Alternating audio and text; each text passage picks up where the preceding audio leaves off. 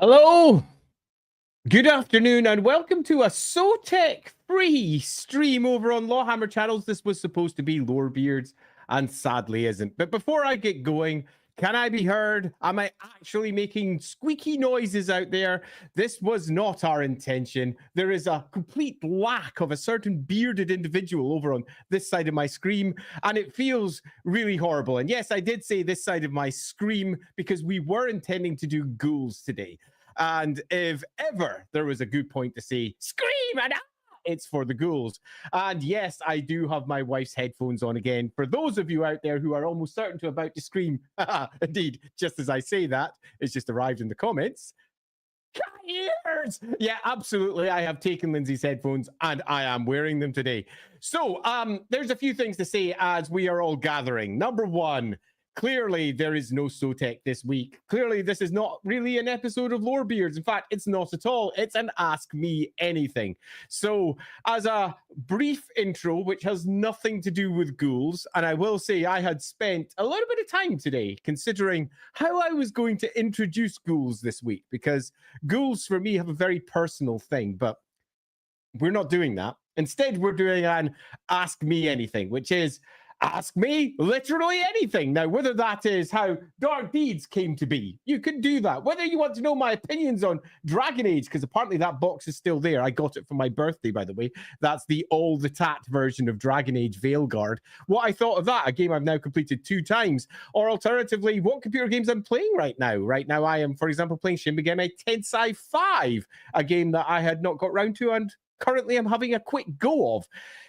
If you want to ask that, you can. If you'd rather ask deep and meaningful questions about Warhammer lore, feel free to do that also. If you would rather just, I don't know, throw money at me because it's my birthday week, feel free to do that as well. I'll never complain at a super chat or two coming in. Indeed, on that, if we have any super chats or chats like Good Old Morning King Crescent over there on Twitch, dropping any cheers our way, they will obviously take precedent to any other comments that are coming in. The comments often come in relatively quickly, so I'll almost certain to miss some. Apologies for that. All super chats are marked out for me on my side, so I won't miss those. On that, as someone who's into Warhammer, a games master, and being who you are, have you ever said deliberately, I am the law? Also, seen the new Total War trailer for Skulltaker. So 2 parts there. Part number 1, have I ever deliberately said, I am the law? Yes, absolutely. But generally not as a GM. Because as a GM, there's more of a negotiation going on there with your players and the GM as to exactly how it works. I often, during play, take a hard line just so that we can move on with play. And then afterwards, we'll often have a conversation where people saying, are you sure that was fair? And I'm like, yeah, probably not. Maybe we should change that. I get things wrong. I do it all the time. And post-COVID, I get things wrong much more frequently than I did pre-COVID. Post-COVID, for those of you who don't know out there, I caught COVID in the very first wave before there was any vaccines, before anyone knew what to do with it, and when people were dying in droves, and I almost died. It was really bad. I was literally in bed for 6 months. It was a bad time, and I had long COVID for about, well, maybe even up to now. My brain still isn't what it used to be, but you could just put that down to getting old. After all, as another point, it's my birthday. Well, actually, it's not. My birthday is this week. We generally don't discuss exactly when my birthday is. My birthday stream for LAWhammer is on the Friday. The birthday stream for Lorebeards now next Sunday. So if you want to watch Lorebeards and have me do my birthday thing, that's Lorebeards next Sunday at 4 p.m. UK time, where we'll be discussing the old fathers, the ghouls. Something I'm really looking forward to because I love this subject so much. So that's next Friday. We'll hopefully be doing a Lorebeards Wednesday, this Wednesday, where we'll be discussing the Necrarch of Nagash, which will be super awesome. But not the Necrarch of Nagash. What am I talking about? I have gone mad. The Dreadlords of Nagash, where we're going to be talking about them, the 9 of those, and that's going to be super fun. But that's assuming that it even happens, because poor old Sotek's feeling a little bit under the weather right now. And as for the trailer, no, I've not So I could maybe queue that up at some point during this stream or at the end of this stream, because I've not watched it yet, and I really probably should. But I am going to have to figure out how the hell I can get the piece of software I'm streaming through, which is StreamYard, take that trailer in. But I think I already know how to do that. After all, I showed SoTech how to do it on this software, so it shouldn't be that hard. Dropping down to Sean. Hey, Sean. Have I? Indeed, as we were just discussing, I've yet to see the new Total War DLC trailers. I've not watched them yet, so I think that's something that we could definitely do during the course of this stream, because I think that would be super fun. I have read a few comments on it that have ranged from very happy to really, is that what trailers are these days? I'm not entirely happy. I have no idea what's actually in it in the slightest, so that could be super fun. Hey, Roderick, thanks so much for the super chat. Enormously appreciated. I will make sure that I spend this on some form of drink, which I will raise on your behalf, Roderick. Just dropping in to wish you well and hope it's a fun stream. I also hope it's a fun stream. Although if you want a topic, geez, your best mage GMing till mage. Mage. For those of you who don't play other role-playing games outside of Warhammer or role-playing games at all, Mage comes from White Wolf and is a modern setting, you could almost say fairy tale, with lots of different traditions of wizards, mages, all of whom have got a different set of beliefs, and they very much shape reality around them and are fighting a war about reality. And it's a proper headfuck of a game. Super fun to play.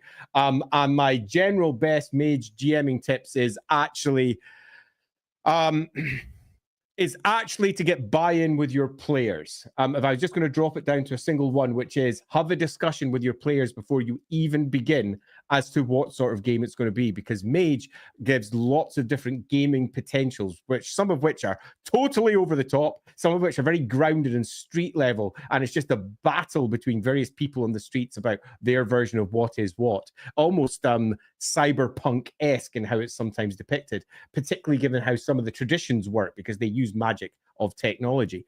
My general first and core GMing tip would be get player buy-in and make sure that the type of game that they expect is also the type of game that you intend to play. And I know that's a general tip that we generally always should have for RPGs, but Mage in particular, because it can be played in so many different ways, is a game that I think very much benefits from having that.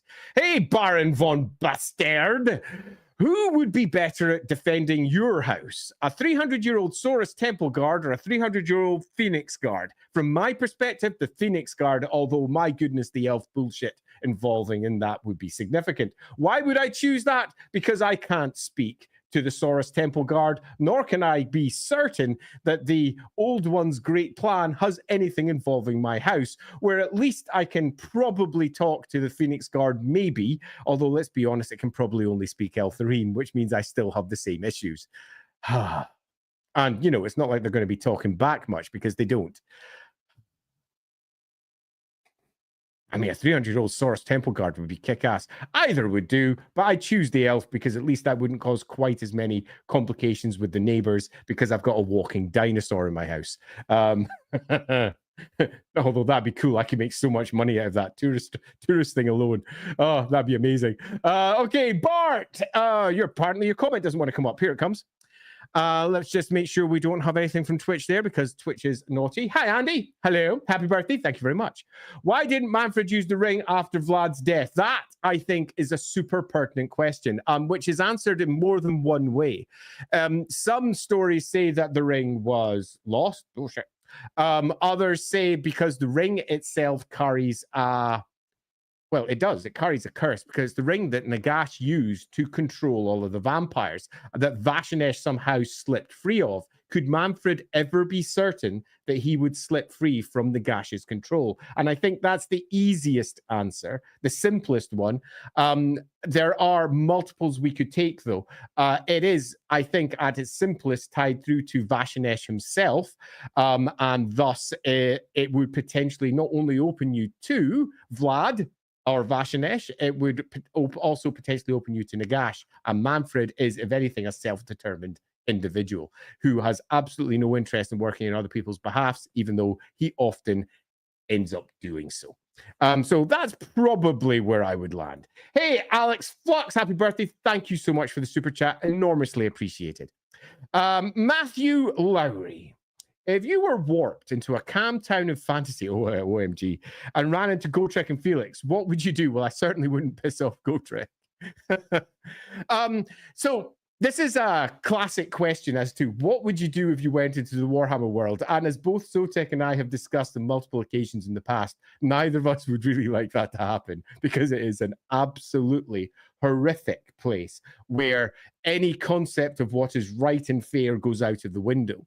And even if you know stuff, being the lower beardy individual that I am, in no way guarantees you benefit. Indeed, it could guarantee you the opposite and put you into a position of potential attack.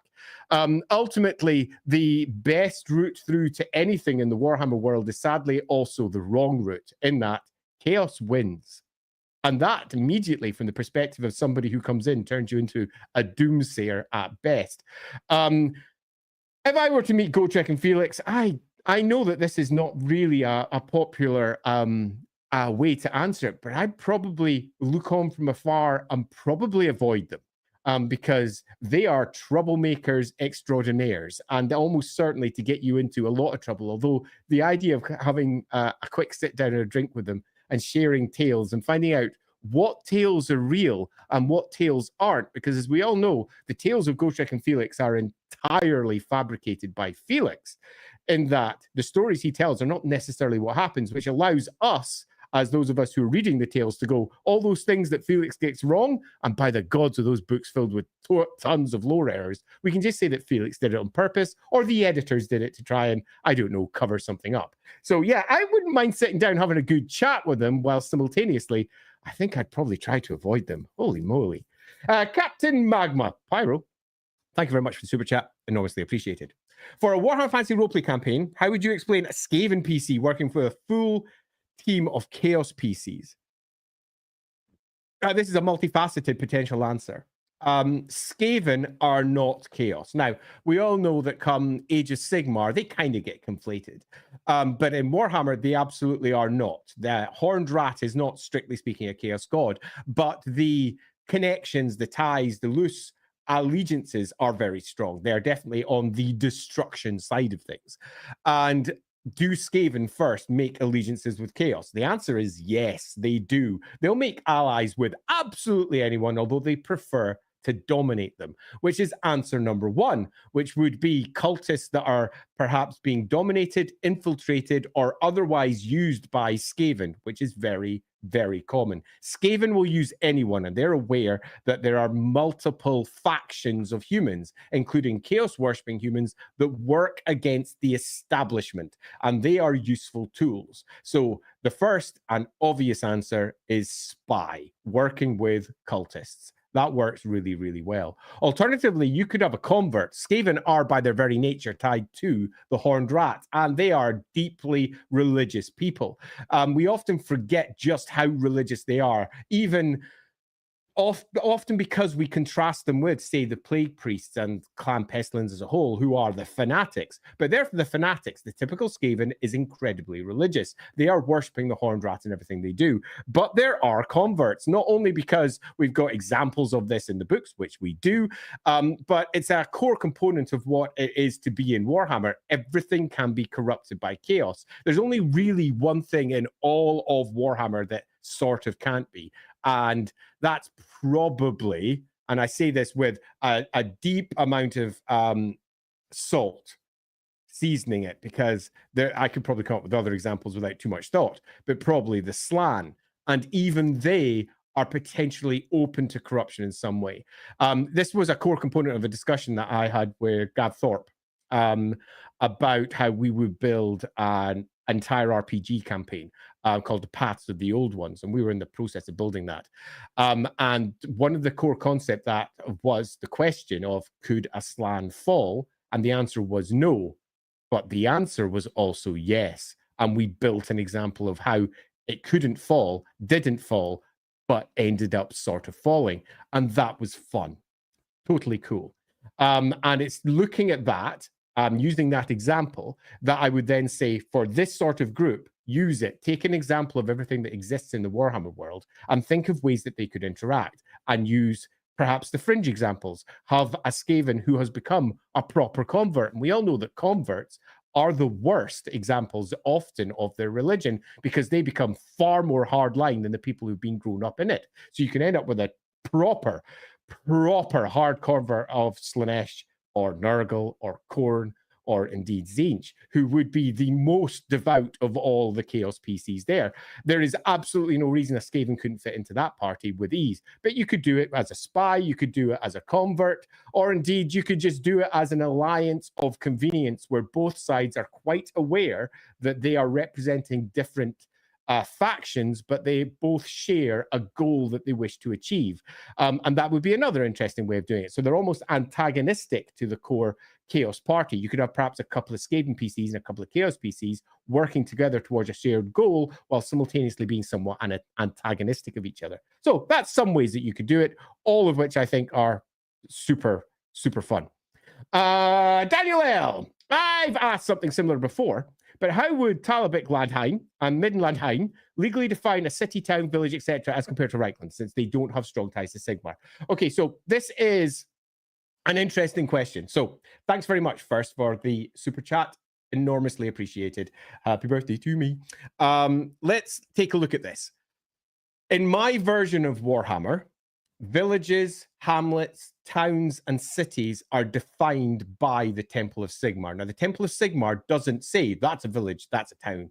It's defined entirely by how many temples there are. If there's a single temple, it's a village. If it doesn't have a temple yet, it's a hamlet. If it does have multiple temples, 3 or more, it's a town, moving all the way up to a high temple, which allows it to be a city, meaning that some of the various towns inside the Reichland are named as cities, while other cities, as their population would suggest, are in fact towns, because they don't necessarily have enough temples of Sigmar or a high temple of Sigmar cited locally for one political reason or another. That's how my Reichland works. That is not how the Reichland works within the core setting. As in, if you were to jump into Warhammer and be a writer, there would be no diktat from Games Workshop saying, this is how you should work your towns and cities and villages. This is something that I added to my version, and I always used when I was writing Warhammer, but I never imposed it into it at any point, although at one point I almost added it to the game when I was writing the glorious Reichland chapter for Warhammer Fantasy Roleplay 4th edition. There was almost a box in there that said that because it was useful information for the Reichland and to show how Reichland was different to, for example, Talabheim and Middenland. Right, so putting that point aside and moving back to Talabheim and Middenheim and Middenland Talabheim, Middenland, there are two different groups here. And I'll detail both loosely so that you can get an idea of what I'm talking about, particularly if you don't know the differences between all of these states out there. Talabheim is a city-state, as is Middenheim, as is Altdorf. And each of those have got their own local laws that stand slightly different to the rest. Now, the laws of Altdorf apply to all of Reichland because all of Reichland follow the laws of Sigmar, so to speak, the Reichland rule set, and they have attempted to export that outwards multiple times. And it has been deeply resisted by the other Grand Provinces who have got their own traditions. Talabheim, for example, has long stood separate to Reichland, to the point that Sigmarism was outlawed for hundreds of years there. It was pretty much illegal to promote Sigmarism in any great strength. Temples were not a thing. Sigmarism was underground. The entirety of the Ottoman Empire is often referred to, sometimes referred to as the Eastern Empire, sometimes referred to as a host of other names as well. In the Old World, it's got its own name as well. That's the Old World battle game. But over in Talabheim, Sigmar was out. Now, having said that, the Old World is almost certain to overwrite that because Sigmar has become such a core component of what Warhammer means that the old version of the Ottoman Empire will probably be eroded because they'll want to have Sigmar as a core component of the theology of all the Empire regardless. But in the background before that, that wasn't the case. So, number one, you're right. Temples of Sigmar would definitely not define town, city, village, etc. And I think you probably fall back on the older versions of these definitions where it was often, is there a temple? Is there not a temple? If there's not a temple, it's just a collection of houses. It's just a hamlet. If there's a temple gathering around, yeah, we've got ourselves a village. If there's lots of temples, then it's a town. That's the easiest way to do it. But there's one other thing to note about both Middenheim, Middenland, Talabheim, and Talabheim. both of them have got core deities as well, and they work in very different ways. Middenland's core deity is Ulrich, the god of winter, war, and wolves. And Ulrich's temples tend to not be like Sigmarite temples. Sigmar's temples are like real-world churches in their number and prevalence, in that there's a lot of them. Most towns have got enough to ensure that every festag, that's the equivalent of their Sunday, so to speak, their festival day, every festag, all the locals can gather in one of the local temples. And that means multiple temples for any population size, if it's larger. Where a single village will be gathering people from all around. The local farms and the local hamlets will all be moving to the local village or town to gather in the temples of Sigmar that are there. Ulrich doesn't have that sort of worship. They don't gather around. Ulrich is worshipped in a completely different way. Ulrich is worshipped on the battlefield, really, and his temples, of which there's rarely ever more than one or two in any city that isn't Middenheim itself, or perhaps Altdorf, which has got two, the North Temple and South Temple. If you're looking at that, then we have a single Temple of Ulrich for any of them. So clearly we couldn't use the same definitions, but Ulrich is very accepting of the other cults, be that Sigmar, believe it or not, for all there's an awful lot of sectarian division between those two cults, or Tal, or indeed Verena, or any of the other gods. So you might find, if on your version, that you might want to use just temples, or just, is there a Temple of Ulrich? If the answer is yes, then it's a town. If there's no Temple of Ulrich, they just call it a village.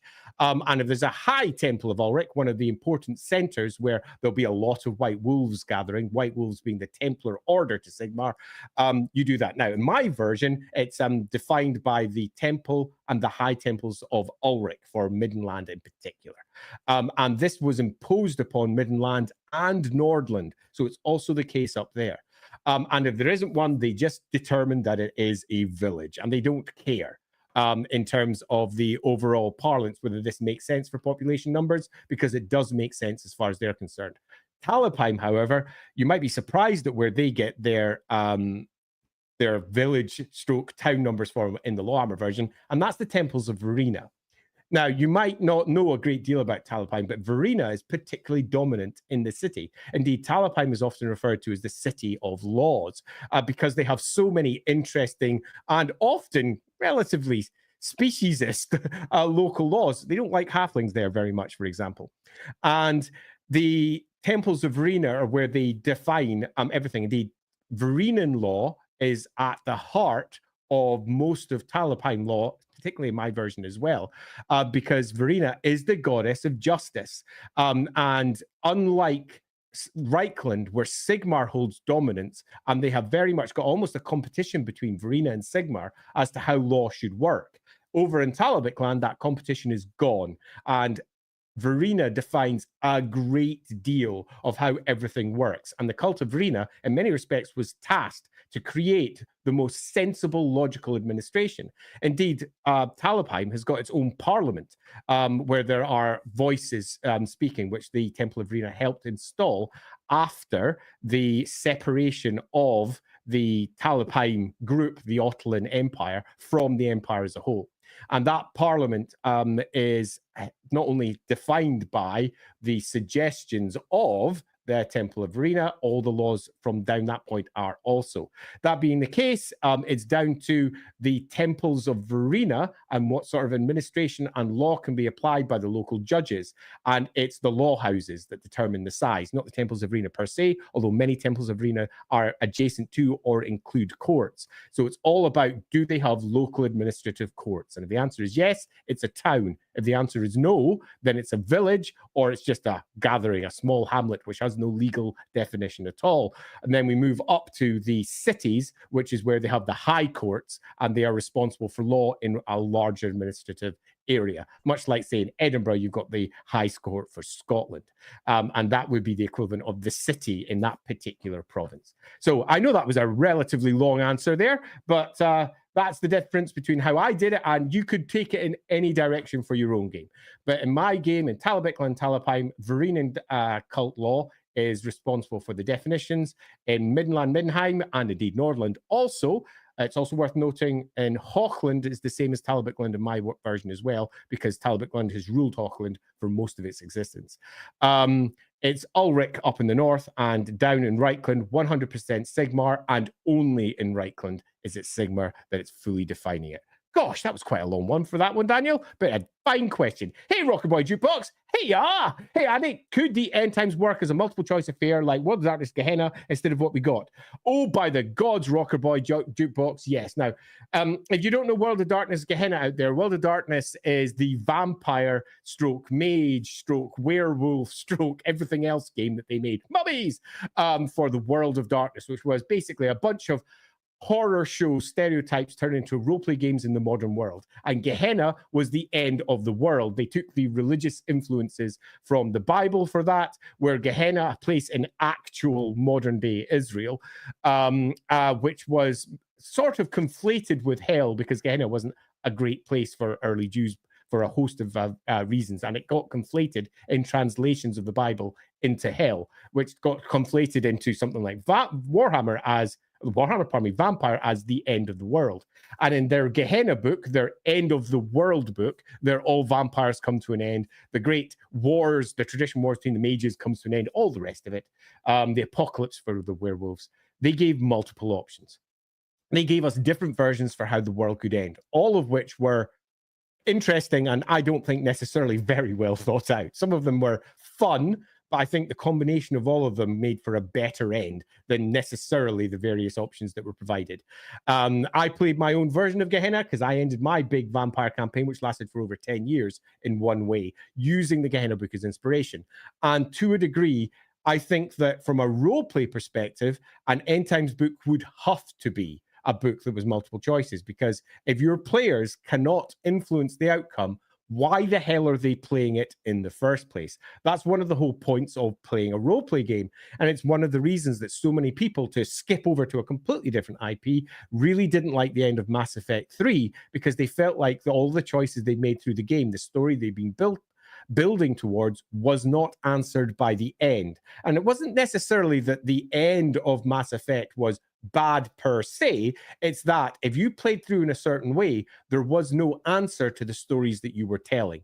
And ultimately, that's what the end times material has to be. It needs to be a reflection of the stories you're telling at your game table. So for a roleplay game, absolutely. However, for the battle game, I'm going to flip it on its head and say absolutely not. It's important that they have a very clear set of story guidelines that ends in a particular way that they can then move from to head towards Age of Sigmar, for example. Age of Sigmar is built upon Warhammer. Now, its first version was built very loosely on Warhammer, but as we've noted with its later decisions, its later editions, it's taken much more from the existing Warhammer Fantasy setting and ported those ideas over. Gods have started arriving. More characters have started arriving from the old world into, not the old world, even that's not correct, because the old world is only a part of the war world, from the old Warhammer Fantasy world into the Age of Sigmar setting.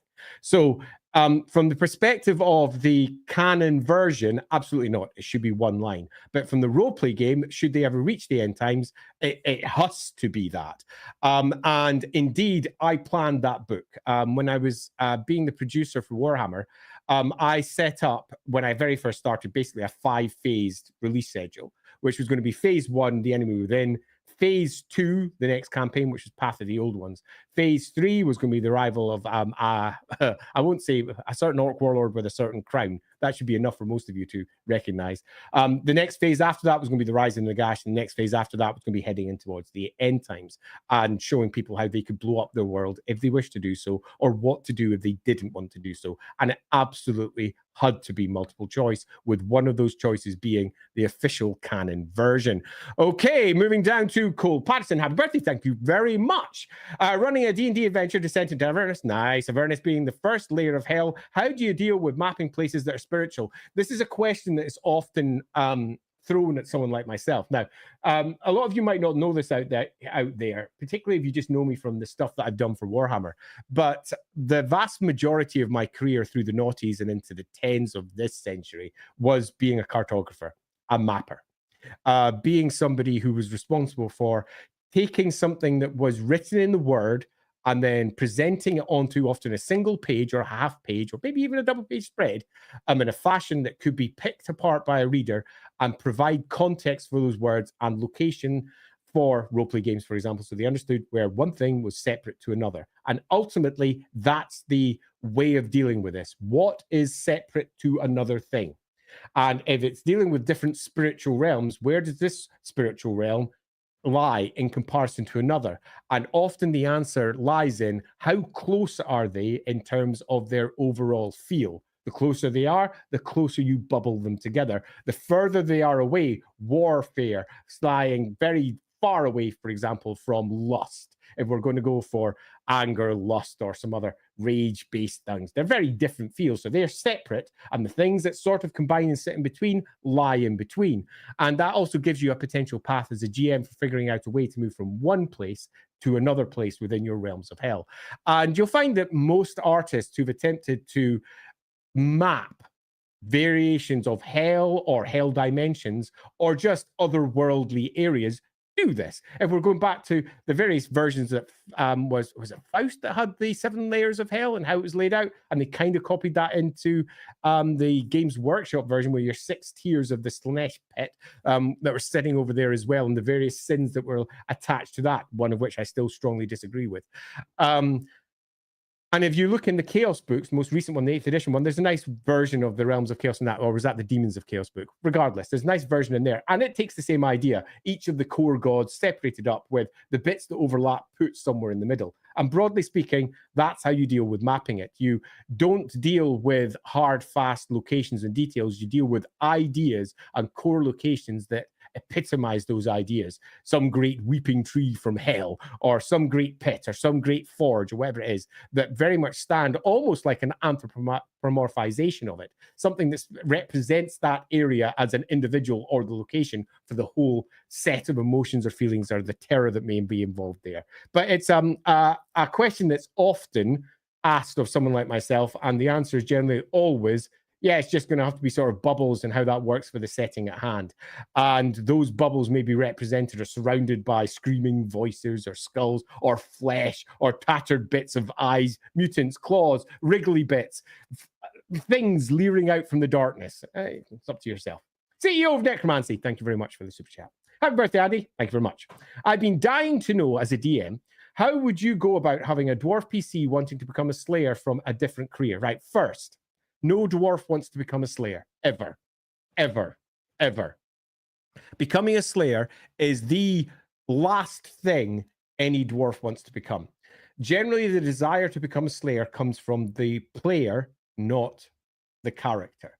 So that's the first thing that I would say. The first thing I'd go about is, what is the terrible thing that has happened that has made them say my honor is now so absolutely cast aside that I have no choice but to turn to the footsteps of Grimner, to swear to follow the same, the oath of the slayer, to swear to follow the same life as Grimner. I am now going to be treated as an honorless dog for the rest of eternity, a step I can never, ever come back from.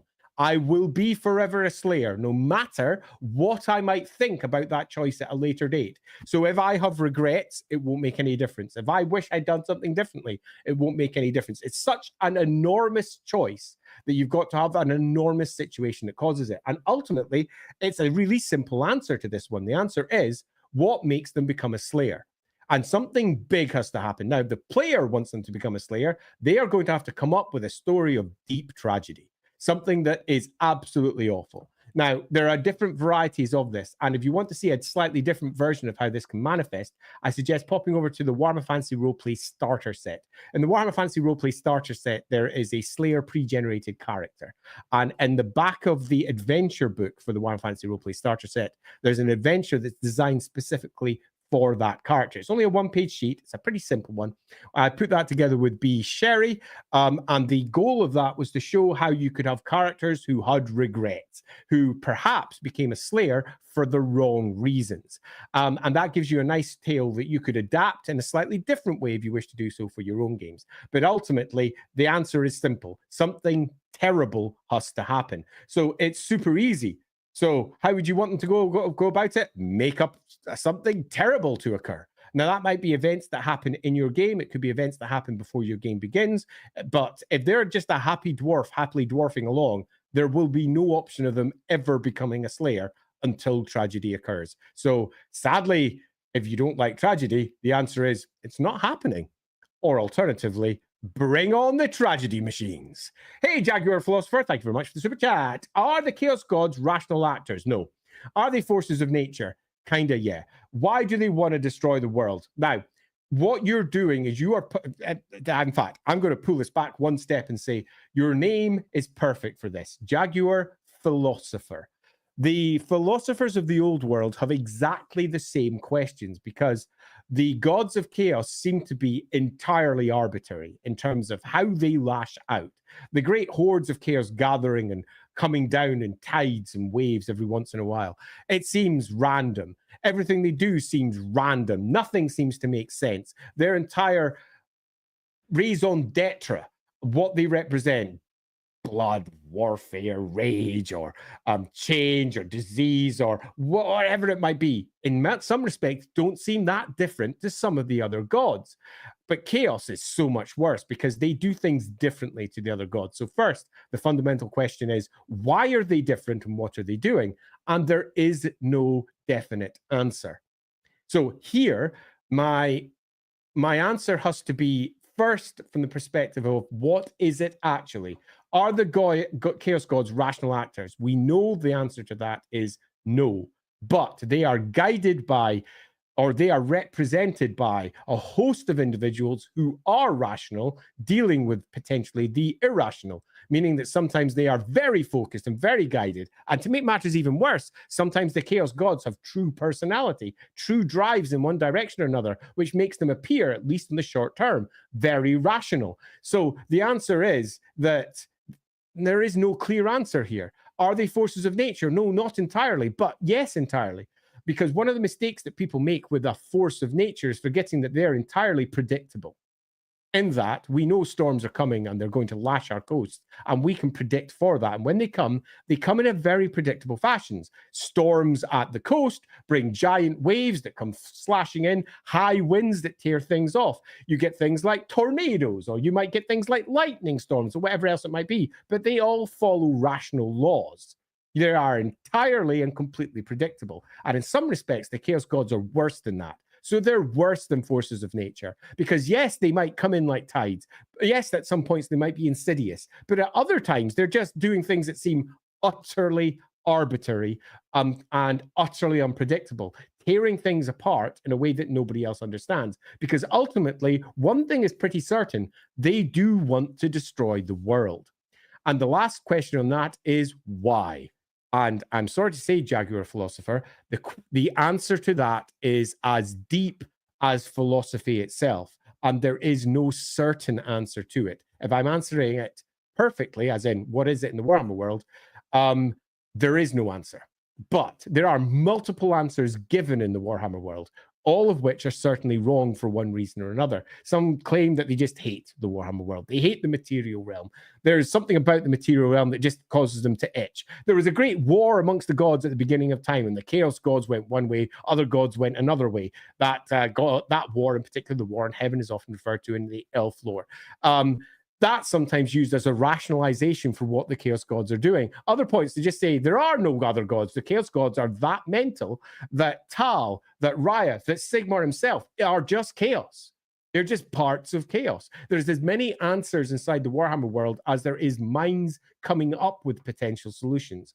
And in some respects, I would not want to erode that because providing answers for the overall game lessens the setting, but providing answers for your game and how you might play it for yourself totally makes sense. For example, in LAWhammer, all of these questions have answers. Are the Chaos Gods rational actors? In my world, there is an answer that says, yes, there's an answer. I won't say what it is because it's a spoiler.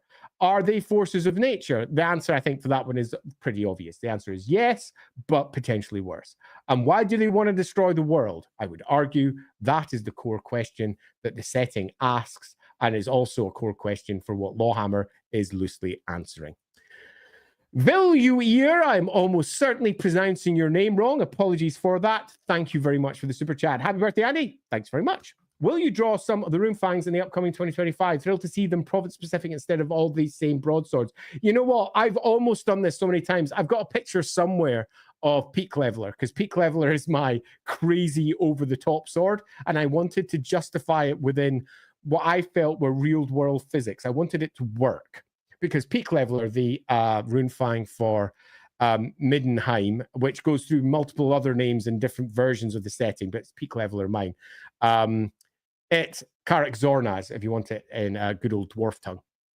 Karak Zornaz has an almost Final Fantasy VII sized blade. It's ridiculous, but it's made of a metal that's lighter than standard iron, allowing it to have these epic proportions and still be potentially wielded by someone who had the correct strength. And it was originally designed for the early tribe of man that were the Tutigans, and they were all giants. I'm not saying they came from the Chaos Wastes. They came from the Chaos Wastes. They were all giants.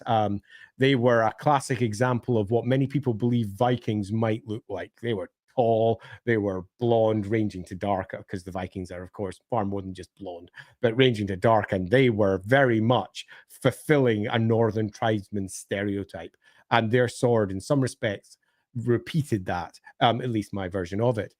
So probably, although I have so many things to do right now that it's quite low on the list. I was asked over on the Discord forum, for example, about some other things that I'm building rules-wise, which are probably going to take priority over this.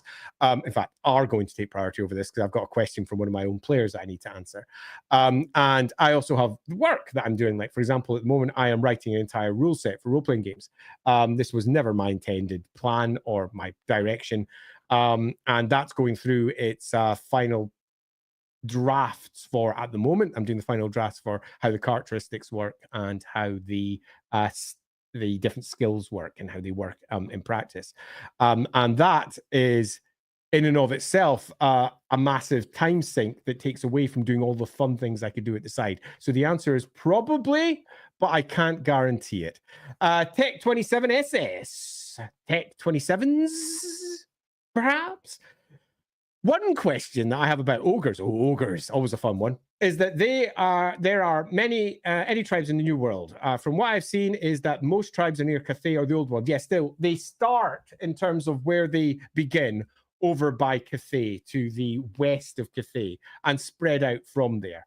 And we know that there are multiple tribes further away from that. Now, often they're not described as tribes. They might be described as, for example, mercenaries, but there's no real difference between that and a tribe. So we know there are mercenary groups working across the Warhammer world, which means that the answer to this is almost certainly yes, there will be tribes.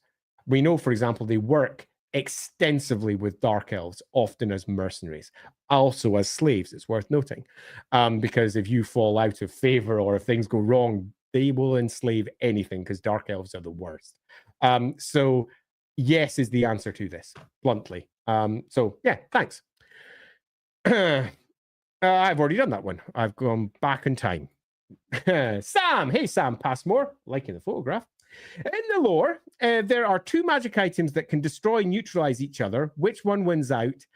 Is it based on power? And could Destroyer take out an item like the Von Karstein Ring? So Destroyer, as written, could indeed take out the Von Karstein Ring. You tend to find, though, that in Warhammer, indeed, I've done it with Destroyer in a game. So the answer is yes to this one, definitively, if you go by the fantasy battle rules. However, fantasy battle rules are in no way a good definer of fantasy battle lore, but they are one of the defining points, because fantasy battle lore often does this thing of one-upmanship, where it says, "Ha! Here's the new thing from Army List #1 that comes out. It's awesome. It includes an indestructible thing." Next thing comes out. "Ha! Here's the new army list. It includes a thing that destroys everything, including indestructible things," which makes no sense at all. And Sam, your question then becomes a thing. So first, thanks very much for the super chat, just in case I didn't say that before. The answer to this is, I'm going to give the rubbish answer, and I hate giving this answer, and I do give it relatively frequently. But the answer is, what works best for the story at hand? And that is how it is generally handled by writers.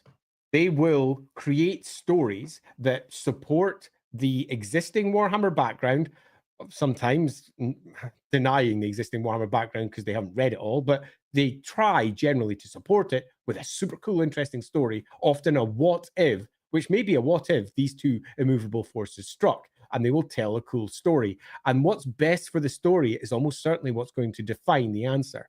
Having said that, though, if you go to Warhammer and just Warhammer Fantasy Battle or the Old World, the rules decide.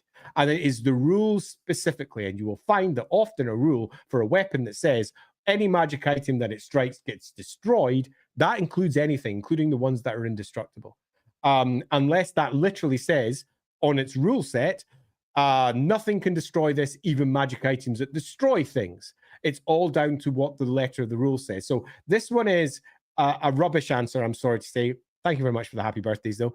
And the rubbish answer is, depends what makes the best story, or if you're playing the game, it depends on the letter of the rule. And the letter of the rule will sometimes define what happens in people's stories. It certainly influences what I do with the stories that I tell in my role-playing games, for example. But loose apologies for not... Oh my God, Adverse Paladin? Holy shitballs! Thank you so much. Oh, first, thanks. I'm slightly humbled here. Happy birthday. Thank you, Adverse Paladin. You have been a great teacher of the lore of Warhammer. Thank you. And how to be a great DM for my players. Thank you again. In fact, just as a small aside before I read the rest of the post, if you're interested in being a great dungeon master, I don't know if you've watched it yet, or games master, whatever you might call it. We have a lot of really good posts over on the Rookery side of things. So if you haven't checked out the Rookery, so that's Rookery Publications over on YouTube, we have a stream every week called Inside the Rookery. Inside the Rookery is basically us, the Rookery. So that's people who are professionals who are building games and doing stuff. That includes me, for example, Andy Leask, who's there, Lindsay, you know Lindsay from LAWhammer, Mark Gibbons, who is the artist for all the best things in Warhammer known to man. Plus, he's done everything from Blizzard to Sony to Riot Games. Yeah, it's always amusing when people seen this cool thing in Arcane. I'm like, yeah, Mark drew that.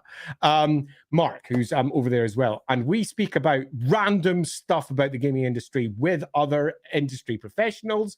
And it can range from everything from how does a convention happen to how do you be a good games master. And I bring that up because out of the last about 140 episodes, I'd say at least 10 of them were specifically discussing how to run games in one fashion or another. I know I've done almost masterclasses about that in some of our 1-hour episodes. So if you haven't checked Inside the Rookery, do go check that out because there's some really good things there. I will say, though, that it is a scattergun of different topics. So one week we might be talking to, say, someone that everyone on Warhammer side knows, Gav Thorpe, or someone like Graham McNeil, about how you build novels. The next week we might be talking to, like, for example, last Saturday, that was just yesterday, we were talking to the art director of Hearthstone.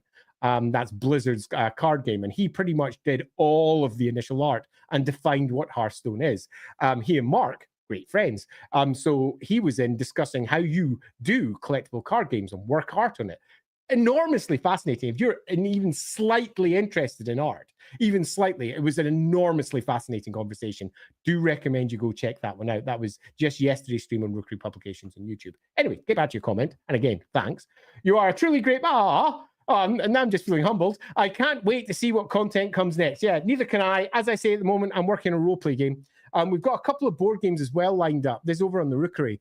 But just to pull out the old Dark Deeds, Dark Deeds is selling relatively well, but not as well as we'd like. So we, although we have a board game that's pretty much good to go, we might not release that because we need to make sure that what we release makes money, because in the end, that's what we have to do. So if you're sitting out there wondering if you'd like to give Dark Deeds a go, do please go buy it. It would be a perfect way to say happy birthday to me right now. You can buy it from modifius.co.uk or modifius.com. Just click up to board games, find Dark Deeds. You'll find it in their shop and they can ship it out to you. If you're a retailer, you can also purchase it.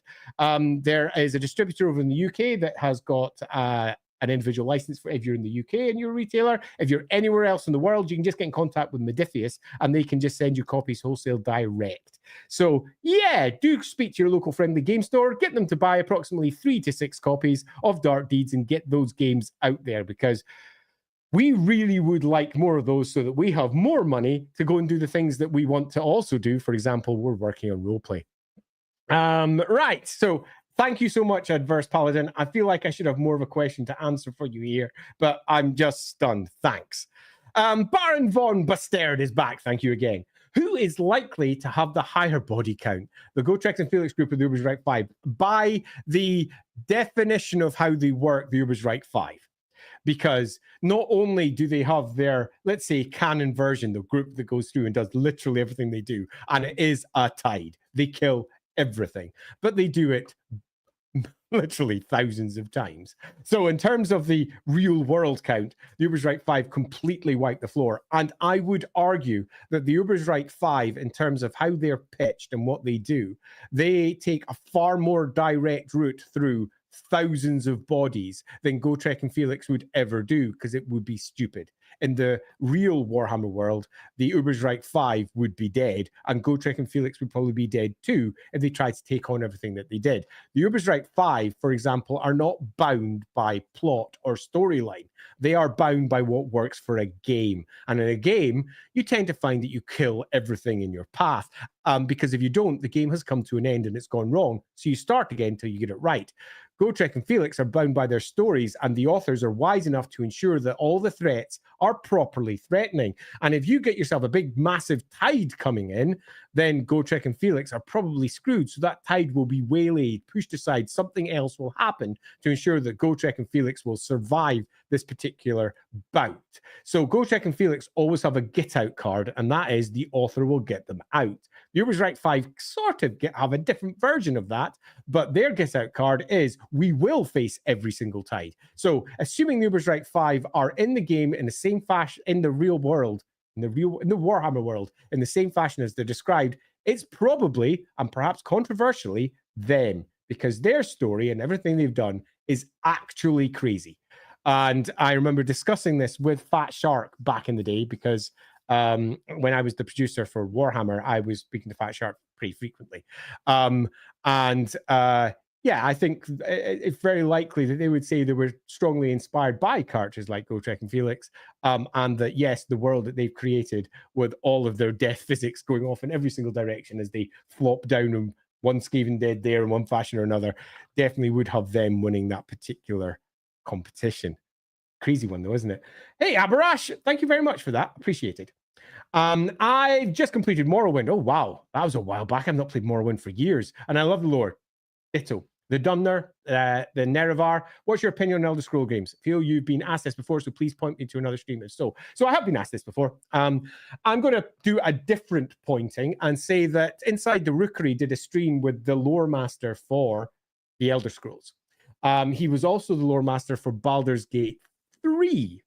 He was the one who ran it all. So I'm going to suggest that you go over and check that episode out over on Inside the Rookery, but I can't for the life of me remember what episode that was. So I'm going to go and find that afterwards. I'm going to write myself a note to go and post that up in the Discord channel afterwards.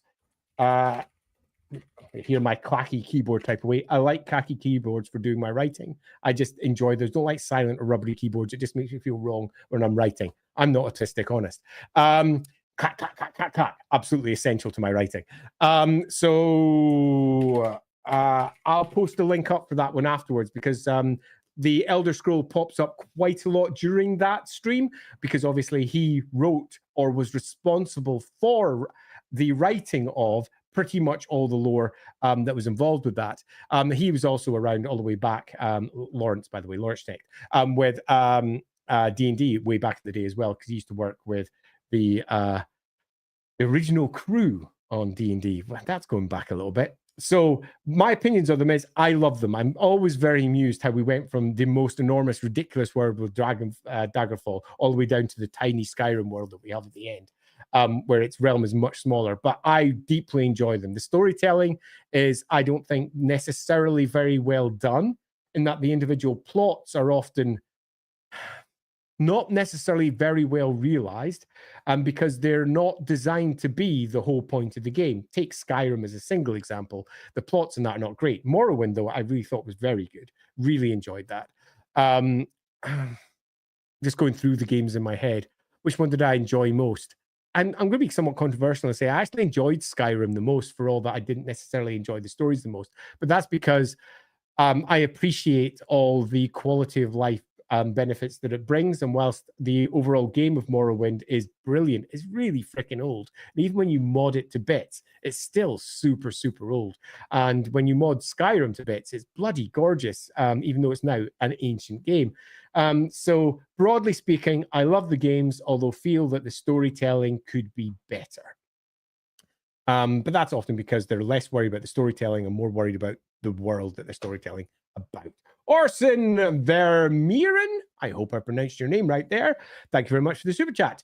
In the Vermin's Lord, VOD, video on demand, you were discussing the broodmother, yes. But for ogres, we always see males. Not always. How would you imagine a female form? I have an answer to this. I've actually drawn it for my version of... Oh, I've gone all out of focus there. Ooh. There we go, back in focus. I've drawn them. Let me just pop that up. Ogres, Discord. In fact, I might be able to just do a quick copy paste of this and post it somewhere so that you can go look at it. So if I go Word, pull up Word, because I've got a copy of what a female ogre looks like. There's a couple of miniatures. There's a piece that was done for Warhammer Fantasy Roleplay as well. I had commissioned a piece before I left that never actually happened for a female ogre. But they're not that dissimilar to male ogres, truth be told. Let me see if I can see the careers. I don't want careers, I want character creation rules. So I'll go post up a quick image over in character creation. Is that there? No, it's not there. Okay, I'll do it probably after the stream rather than write this. Oh, a minute. No. I think I've got it. There it is. Control S. We have a male and a female ogre on this page. You'll recognize the type of ogre I've gone for because I've very much done this in the style of the ogres in Total War. I'll pop this into the... I won't pop this in the LAWhammer chat. I'll pop it into Lorebeard's chat, even though we're not necessarily doing Lorebeard. So I'll do a quick copy paste of that there. Okay, so if you're in my Discord channel, you've just seen that one pop up. It's not the biggest picture, and it's definitely an image of images. Let me get a link for that. Copy message link. I'm going to pop this in. If you don't use Discord, you're not going to get access to that. If you're not part of my server already, I hope that gives you a link through to the server. If not, go find the LAWhammer server. It's out there in the various links in pretty much all of the YouTube stuff that we have out there. So if you pop over to our YouTube channel, you'll find links to our Discord sitting inside the video descriptions of pretty much every video. So that's how one of the ways you can imagine an ogre female. But I will note that my ogres, much like humans, much like dwarves, are variable. They're as distinct and as different as people are. So that's just one example of what an ogre female could look like. They're basically about the same size, build, and overall look as male ogres, except they have mammary glands. There's not an enormous amount of difference between them. They still have the big, broad guts. They are... I think absolutely remiss from the perspective of Total War and Warhammer for not being a core component of all their troops, because they are no lesser really than the ogres as a whole, and as the ogre bulls as a whole, so to speak. So I see no reason why you wouldn't include them in all of your troop choices, and I would look to see them being a part of the standard plastic sprues, because it's not a society where they're like, you know, one gender is more important than another. Gender issues are not really something that ogres are talking about in the slightest. No. And they don't have deeper conversations about this sort of thing. So that's one example of how they could be popped up. Crip Knight. Hey, Crip Knight. Thank you very much for the super chat. Happy birthday, Andy. Thank you very much. I've been watching your content since you joined Lorebeard. Hey, what are some of the most important Bretonnia cities? They are my fave faction. Right, so Bretonnia is a really funny one. Unlike the Empire, it never really got a lot of detail. Now, it did get books. I mean, there's a Bretonnian book for Warhammer Fantasy Roleplay 2nd edition, for example, called Knights of the Grail, where they go into it. But they have always been dealt with in a relatively loose faction, in that the core cities that were presented inside, all the way back, Warhammer Fantasy Roleplay 1st edition, which then got copy-pasted over into Warhammer Fantasy Roleplay 2nd edition, which got copy-pasted over into, well, in fact, no, Fantasy Roleplay 1 got copy-pasted over into Warhammer Fantasy Battle. Nigel Stillman then recreated it into an Arthurian fantasy rather than a pre-revolutionary France. So it became something really quite different, but the core cities and the core states stayed the same. So we've got our Bastons and our Couronnes and whatever else. And each of the core cities, the capital cities, were detailed, all of them. And I recommend, if you want to get to know about them, if they're your favorite faction, is go get yourself a copy of almost any edition. In fact, no, the best edition, if you want to go into detail, is the 5th edition of Warhammer Fantasy Battle. So that's the army list for Bretonnia for Warhammer Fantasy Battle, and it goes into some detail. Or alternatively, pick up the Knights of the Grail book for Warhammer Fantasy Roleplay 2nd edition, because it'll go into some details about Montfort, about Longueuil, the various very important cities. And that'll be, I think, a better use of our time than me going into what is effectively a copy-paste Wikipedia answer for each of those. Because the most important cities for Bretonnia are sadly their capitals, because that's really all they've gone to town detailing. Individual novels will pop to an individual town or a village, and I mapped out an awful lot of those for my version of Bretonnia. But in comparison to the Empire, where I have a map which is literally tens of thousands of entries, there's only a few hundred for Bretonnia as a whole, and only the capital cities appear to be of any interest at all to Games Workshop as a whole. So the answer is, to this one, the capitals of each one of the duchies, and you can find those easily inside the roleplay book that detail Bretonnia, or alternatively, just popping back to the fantasy battle versions where they detail each of the core cities to a degree. They are super fun, though. Zonnery number, happy birthday. Thank you very much. Enormously appreciated. Magladroth, 44. Happy birthday, Andy. Thank you very much, and thanks for the super chat. Thanks so much for lore, writing skills, and entertaining content. Oh, thanks. I'm going to move myself up so I have a bit more equal space between top and bottom here as I move on. Thank you very much for that one. Enormously appreciated. Let's make sure we don't miss our Twitch ones. And there is a possibility I'll miss a Twitch comment. If I do, apologies, because it doesn't get properly highlighted by the software here. But I'm watching out for them very carefully. Hey, Andy, happy birthday. Thank you very much. I always feel guilty to ask you if there's a piece of lore that you've written which you regret. On a positive note, try and talk about one piece of lore you're particularly proud of. Have a great day. Regret. No, I'm pretty careful. No, actually, there is a regret. There is, yeah, okay, I found one. It's a really small one, but it's an easy one. In the Warhammer Fantasy Roleplay starter set for 4th edition, we built ourselves some pre-generated characters.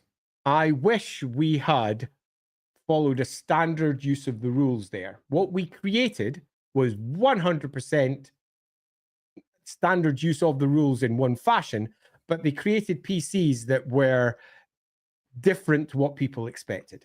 And I wish I had been a little bit more clear in terms of how that was done. So when we released those card sheets, people weren't confused as to how they were built. And that this is for the starter set, it should have been easier. But those characters were created before we built the starter set, or indeed that there was even going to be a starter set in the way that it was. So they were almost an artifact from a previous version of what we were creating. And I wish I had updated them in the same way that I updated a lot of the other material. I also wish that I'd had a bloody rule book in that starter set, but we were completely confined by budgetary concerns there. So they're not necessarily regrets, as in I wrote something that I wish was different. I just wish I'd handled the pre-generated NPCs differently, and I wish we'd had a rule book inside the starter set. As in one piece of lore I'm particularly proud of, I'm always delighted that Myrmidia got developed in such a strong direction that was different to what it was before, which was just a copy-paste of Athena. That happened in the Tome of Salvation for Warhammer Fantasy Roleplay 2. That one always pleased me. I was glad that we managed to pin down a lot of the details for Reichland in Warhammer Fantasy Roleplay 4 in a fashion that wasn't done previously. That one I particularly enjoyed. But I'm not one. I'm a frustrated artist. I tend to pick apart everything that I do. I can't help but do that. while simultaneously look back at my old stuff and go, that turned out really quite well. There's certain aspects to the introduction for the Tome of Salvation, for example, chapter 1, which is just a long history of religion in the old world, that to this day I look back and I'm like, I like that quotation, I like that how that came out. But I also look at it and I'm deeply upset with some parts of it because the layout didn't do what I wanted it to do, or some of the text was changed in editing into something that was slightly different to what my intention was. And you can't help but be frustrated by that. But yeah, broadly speaking, I'm very pleased with everything that I did. So I'm a big-headed bastard while simultaneously hating all of it because I'm a frustrated artist who constantly feels that I can do better. And if I was going to change anything, a couple of things in the starter set would most certainly happen. Although having said that, though, I could not help but be proud of the starter set because we did something that at the time had never been done before with not just Warhammer, but often the starter sets that were in the market at the time. The starter sets in the market at the time were nothing more than a buy this if you want a snapshot of what the game's like. Now go buy the real game. Where we went, yeah, nah, we're going to build a starter set for everybody. This is a starter set for people who already know the setting, or for beginners, or anyone in between. So we provided a whole setting book. We provided hundreds, well, 120, 130 adventure hooks to get you going with. We provided a starter adventure, very linear, and a whole bunch of other examples of how you could build adventures, a further 10 adventures inside there. We built pre-gens, we built handouts, we built loads of stuff. It was a starter set for everybody. It was even a really crappy makeshift GM screen with how you could build the box together. And after that, everybody's starter sets changed. So before that, the starter set could be described as, go look at the 5th edition D&D starter set for what they look like. I can't even remember what the name of that starter set is. I have it somewhere in my house because I looked at it and went, I don't want to make this for Warhammer because it's shit. I want to have something that everybody would want to include in their library, even people who have long-term involvement with Warhammer and have bought the core book. I don't want it to just be a crap adventure and that's about it. And then afterwards, we got, say, for example, just the Chaosium ones. Take a look at what they did with Call of Cthulhu or with RuneQuest. Their starter sets are so completely different to everything that came before. But we did that first, and I like to say that they followed in my coattails. And I'm sure Mike Mason is out there right now going, no, Andy, I didn't. We've spoken to Mike Mason. He's the developer for Call of Cthulhu over in, partly this is the stream where I advertise Inside the Rookery. Over in our Inside the Rookery streams, Mike Mason used to be staff member at Games Workshop. He was responsible for building the 40K game, the very first one. He was the developer on that. I was hired for that game to do the maps in that particular book, and also did a sneaky little, maybe you could include that pass as well.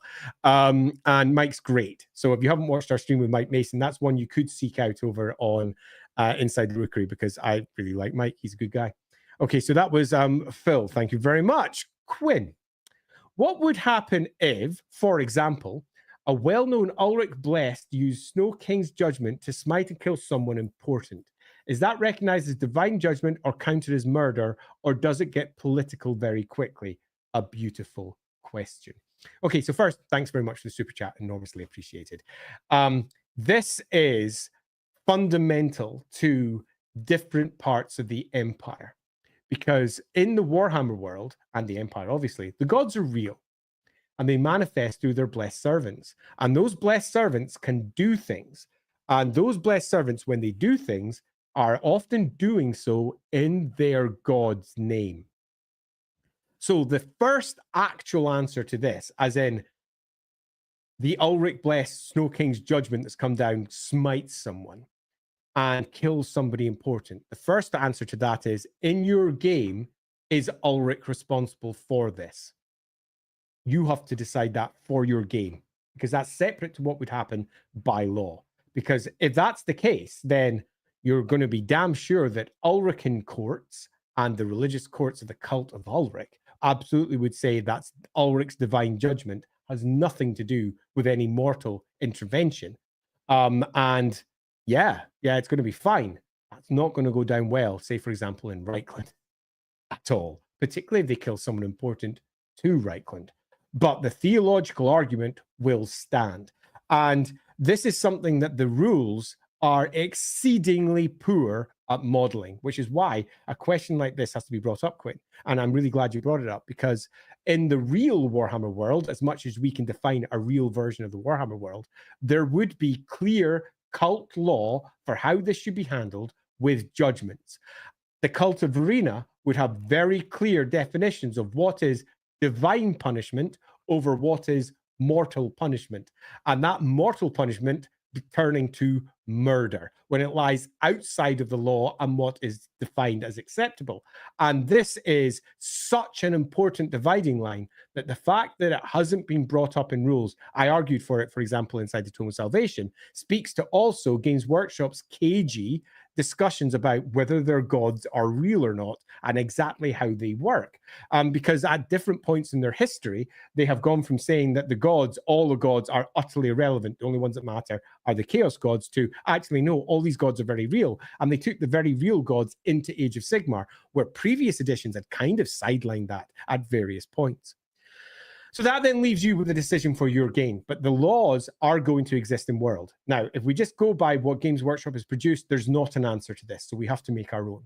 And LAWhammer very much has its own answer, which is that divine judgment is absolutely a thing. And that blessed priests are in a position where they can do this. But blessed priests can also be blamed for calling down divine judgment in certain circumstances, according to certain courts. But loosely speaking, if you receive the divine judgment of Sigmar from a Sigmarite, the courts will pass you in Reichland, but they won't in Talabicland. If you bring down the divine judgment of Ulrich up in Middenheim, then so be it. That's it, it's done. But if you go down to Reichland, that wouldn't go. So your last part is that recognized as divine judgment? Yes, in many quarters. Is it counted as murder? Yes, in many quarters. Or does it get political very quickly? Yes, almost always. So the answer is, broadly speaking, yes, and it's complicated. And I think that's probably the best way of dealing with it. And then you can take that and build your own version for your world as to what each of the provinces' laws are and what local laws are. Because you've got to remember that even Reichland is a confederacy of some 60, 70 independent grand provinces, not grand provinces, pardon me, important, what they call again, prime estates, that's the word, prime estates, all of whom have their own laws.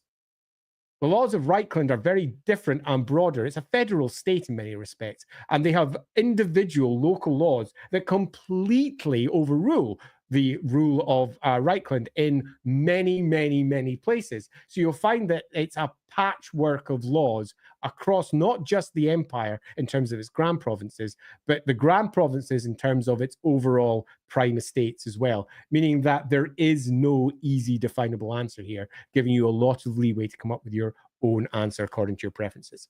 Magladroth, update my 40k campaign with Nagash. Oh, always fun. If you didn't know out there, Nagash is infiltrating 40k in the bestest way possible with Magladroth's campaign. We tried to take over a mortuary world, but Gene Stealers have defeated us twice. Disappointing.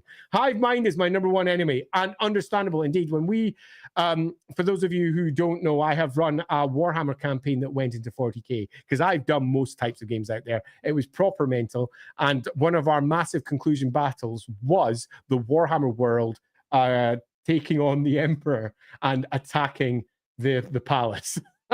Good times. But they were doing that because Nagash was trying to basically suck the soul of the Emperor, because we've done this campaign also. It was proper bonkers. And one days I might go on to that. I had a huge story, but just hearing the peak of it just makes it sound stupid, because it sort of was stupid, but it made loads of sense in the campaign at the time.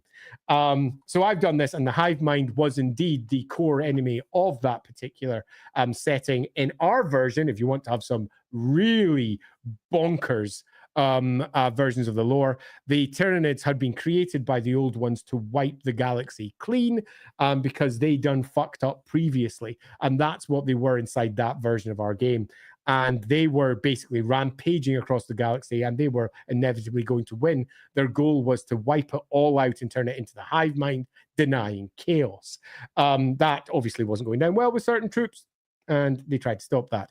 And the culmination of our campaign was the Warhammer world itself being attacked by one of the many tendrils of a hive fleet. And they found out that at the core, the Norn Queens were in fact effectively genetically identical to dragons. And that caused a massive story unleash. But you don't want to know about our other campaigns because they were stupid. Okay, moving down, Mornington Crescent. You mentioned World of Darkness. I have indeed several times. Did you ever play Changeling and the Lost? Yes, I have. New World of Darkness. You know, I didn't really play that. I bought them, didn't do it. Of the new games, it was my favorite. So, I had every single World of Darkness book up to the revised, not the revised editions, got those. So we're talking early noughties when they then redid everything and changed it into the new World of Darkness, which then came into the later editions. And then the new World of Darkness, which we have now, which I haven't bought. I had all the old school books and I owned them all, but I lost them all in a flood that swept through my house in about 2000 and I'm going to say 6, 7, somewhere around there. Can't remember what year it was. I've got a blog post up on my old LAWhammer blog, a very old blog post, where I detail everything that loosely happened when we tried to fix our house. I was at my house for like, I can't remember how many years. For years, anyway. My kids were raised outside of a house that we owned, even though we owned a house at the time, because it had been flooded with sewage. It was the worst. So I lost all my books. Now, did I ever play Changeling and Lost? Yes, used that tons of times. Of the new games, it's my favorite. I've always loved Changeling, but my heart has lain with Vampire, mostly because it was the game I played most. So if you want to know my favorite World of Darkness game, it's probably Vampire the Masquerade. Aleph Flux, what's something people wouldn't think of about Hochland? Any advice for sources beyond Sigmar's Heirs? Now, Hochland has not been properly detailed, Aleph, in a fashion that is deeply disappointing to me. It pops up here or there. For example, you'll find Hochland gets a brief mention in the 4th edition of 4th edition version, pardon me, of Warhammer Armies, because they include the Hochland Elector count. And it was controversial at the time because Hochland at that time wasn't a grand province. And when that army list came out, they went, you know, that tiny province, we're making it a grand province. At that point, Hochland wasn't that. It was owned and controlled by Talabheim. In the same way that if we look at the modern empire post 4th edition and you look at the empire as a whole, Sylvania isn't a grand province, it's a part of Stirland. And if you just suddenly went, Sylvania is a grand province, and it always has been, people would have questions as to how that occurred. Another example would be going to the Vorburgland in Reichland and saying, the Vorburgland, that's actually a grand province and is not part of Reichland. People would have questions. And that's what happened with Hochland. And it's one of the reasons why Hochland has so much fewer details, because it started off with very few, other than Hochland archers, Hochland long rifles, and an elector count who had a big hawk. And even the capital moved around. Bergsburg moved from one place to another. Then Hergig was the capital. And it was never properly answered in the lore as to how these things occurred. When Sigmar's Heirs came along, which is a book for Warhammer Fantasy Roleplay 2nd edition, it attempted to consolidate some of that, but was very Warhammer Fantasy Roleplay 1 focused in terms of the lore. But it does a pretty good job of defining an area that is at least relatively unique. So we get a version there, it's pretty good. Warhammer Fantasy Roleplay 4th edition, with the same author, it was Anthony Reagan, did something similar in one of the compendiums. So you can get a little bit there, but it's not really anything new. It's largely the same material being refurbished yet again. I left my job as producer just as that was coming in, because I hired Anthony to do that because he'd done such a good job with Sigmar's Heirs first time round. And I'd given him a whole bunch of, try to make sure we include these things as well, because these are extra things that have happened to Warhammer since you wrote your first part. And also before you wrote your first part for Sigmar's Heirs that you didn't include. It'd be nice if we included those as well. So broadly, I'm sorry to say there are no good sources for Hochland. Beyond something like go to the Arms and Armory book and see all of the banners and some unique regiments that you get for basically the painting guide for the Empire Army list that was produced by the studio. That gives you a whole bunch of fun little Hochland details that you could go from. So Arms and Armory, some books pass through it, but they often do nothing more than provide the name of a town. And they often forget some of the core details of the place. The culture that, for example, is detailed in Sigmar's Heirs is completely forgotten about. Its history, which is so massively tied up with Talabheim, is also often forgotten because they think of it as a grand province that has stood separate for all time with its own culture because of this. So sadly, the Hochland Long Archers, the Hochland Long Rifles, the Long Bowmen, not Long Archers, the Sigmar's Heirs, our Arms and Army, there's not a great deal more than that. So that means that we are left having to fill it ourselves. Now, my version of Auckland is very detailed. I've got a very detailed map of Auckland that I've pretty much never posted online. I should really get around to doing that at some point. That includes all of the official sources and everything that they've included in it. But even then, it's funny looking at Auckland at how little detail it has. It's a little bit like Ostermark, which received very little detail till Mordheim added a bit, but even that didn't add much. Ostermark never received that much. Ostland also never received that much. If you want to see provinces with details, you pretty much look at the big three plus Nuln. They don't really deal with Wissenland as a whole. It's just Nuln. So the big three being Talabek Land, which gets quite a lot, Midland, which gets quite a lot, and Reichland, which gets quite a lot. But beyond that, it's rubbish, and it's really disappointing. So sorry that I can't provide a really handy source there, Aleph. Abarash, favorite vampire. Abarash is cool. Indeed, I was just reading a bit about Abarash today, reminding myself both there. Half Crown's just asked a question over on Discord, which I'm also going to answer. I asked if both the ogres that are shown are female. No, one's male, one's female. I'll answer that later, Half Crown, if no one answers over in Discord. So, my favorite vampire. This is a toughie. I really like Vashanesh. Really like Vashanesh. I have a lot of love for Vashanesh. I have a lot of love for all of the old guard vampires. In fact, it's not just Vashanesh. I particularly love Neferata. And I love Neferata in a way that I feel that the books has never really answered for me. I always felt there was so much more that could be done with her, and with what is her ridiculous Lamian bloodline and what they're doing. And I would love to have seen more about that, particularly over at Silver Pinnacle. So I would like to see more on that. But a favorite. I don't do well with favorites because whatever I'm working on at the time tends to be my favorite. And then I go to something else and I'm like, oh no, this is my favorite today. I've got a bit of an ADHD brain in that regard. Once I've got my focus of the day, it absorbs me. And I don't really pick favorites because I like to work on them. If I had to pick one though,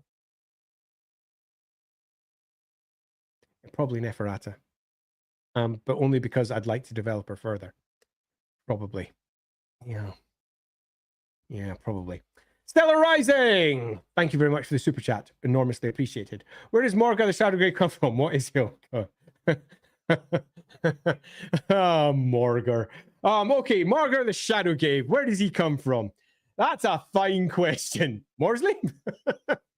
Okay, so there are certain individuals in the Warhammer world which have got tales attached to them, which have not only changed through the editions, as somebody brings in a new character for an army list and goes, here's the cool new thing. And then the next edition says, that cool new thing, we've added more. But we have creatures that are, broadly speaking, mythical. And Morgor is pretty much close to that.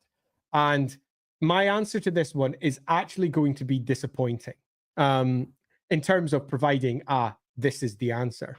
Because I think that the answer to this should always be, we don't know.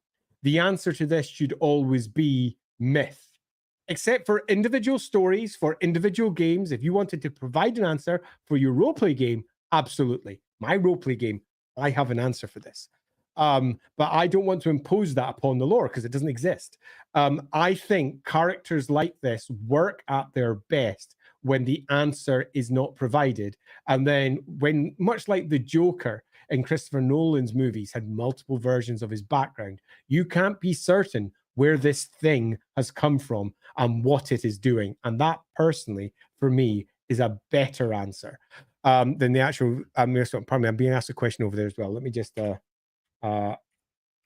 answer that while I'm here before I go on to the next one, because they have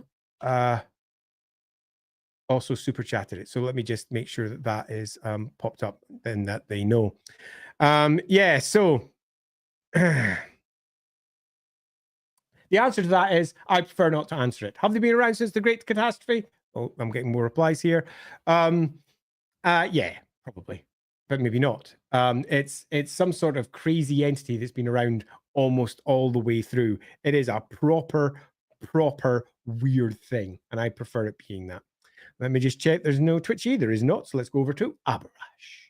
Hey, Abarash. No culture is monolithic. Agreed. Dwarves just have a minority of criminals, bad actors. Is dwarf criminal justice become a slayer or death with memory erased. Okay, so I've got a particular question there with memory erased. Do you actually mean physically the memory erased, because it's not really something they do, or do you just mean that their deeds have been erased, which will never be the case? Is dwarf criminal justice become slayer death? No, it's not. It's much more complicated than that. Criminal behavior exists for all groups. Some crimes are particularly bad, some crimes are not. Some things in dwarf society are considered criminal, which aren't in human society, particularly the loss of one's honor for acting in particular ways that we don't see as particularly criminal. There are many things that they would see absolutely are criminal. Working against your own family, there are various laws in place where that is criminal. You should be working towards the betterment of your clan, not against it. Where if you do that in the Empire, they could hardly give less of a fuck about what your internal family politics are. But the clan laws will absolutely say, yes, unacceptable. That is not how a good dwarf should act. So do dwarves break laws? Yes. Is the criminal justice become slayer or death? No. Is become a slayer a potential option? It depends on the books you read. You'll find some books will say that yes, some judges will say that they could choose to become a slayer to effectively get away from their punishment. But becoming a slayer is a personal choice. It is never something that can be imposed, although a couple of books attempt to say that it is imposed on people as well. It's a complicated affair because we've had different writers take different views in it. But if I was to try and take an overall umbrella look at all the different versions that we've had, I would say that broadly speaking, you're correct. No culture is monolithic. Dwarves have criminals.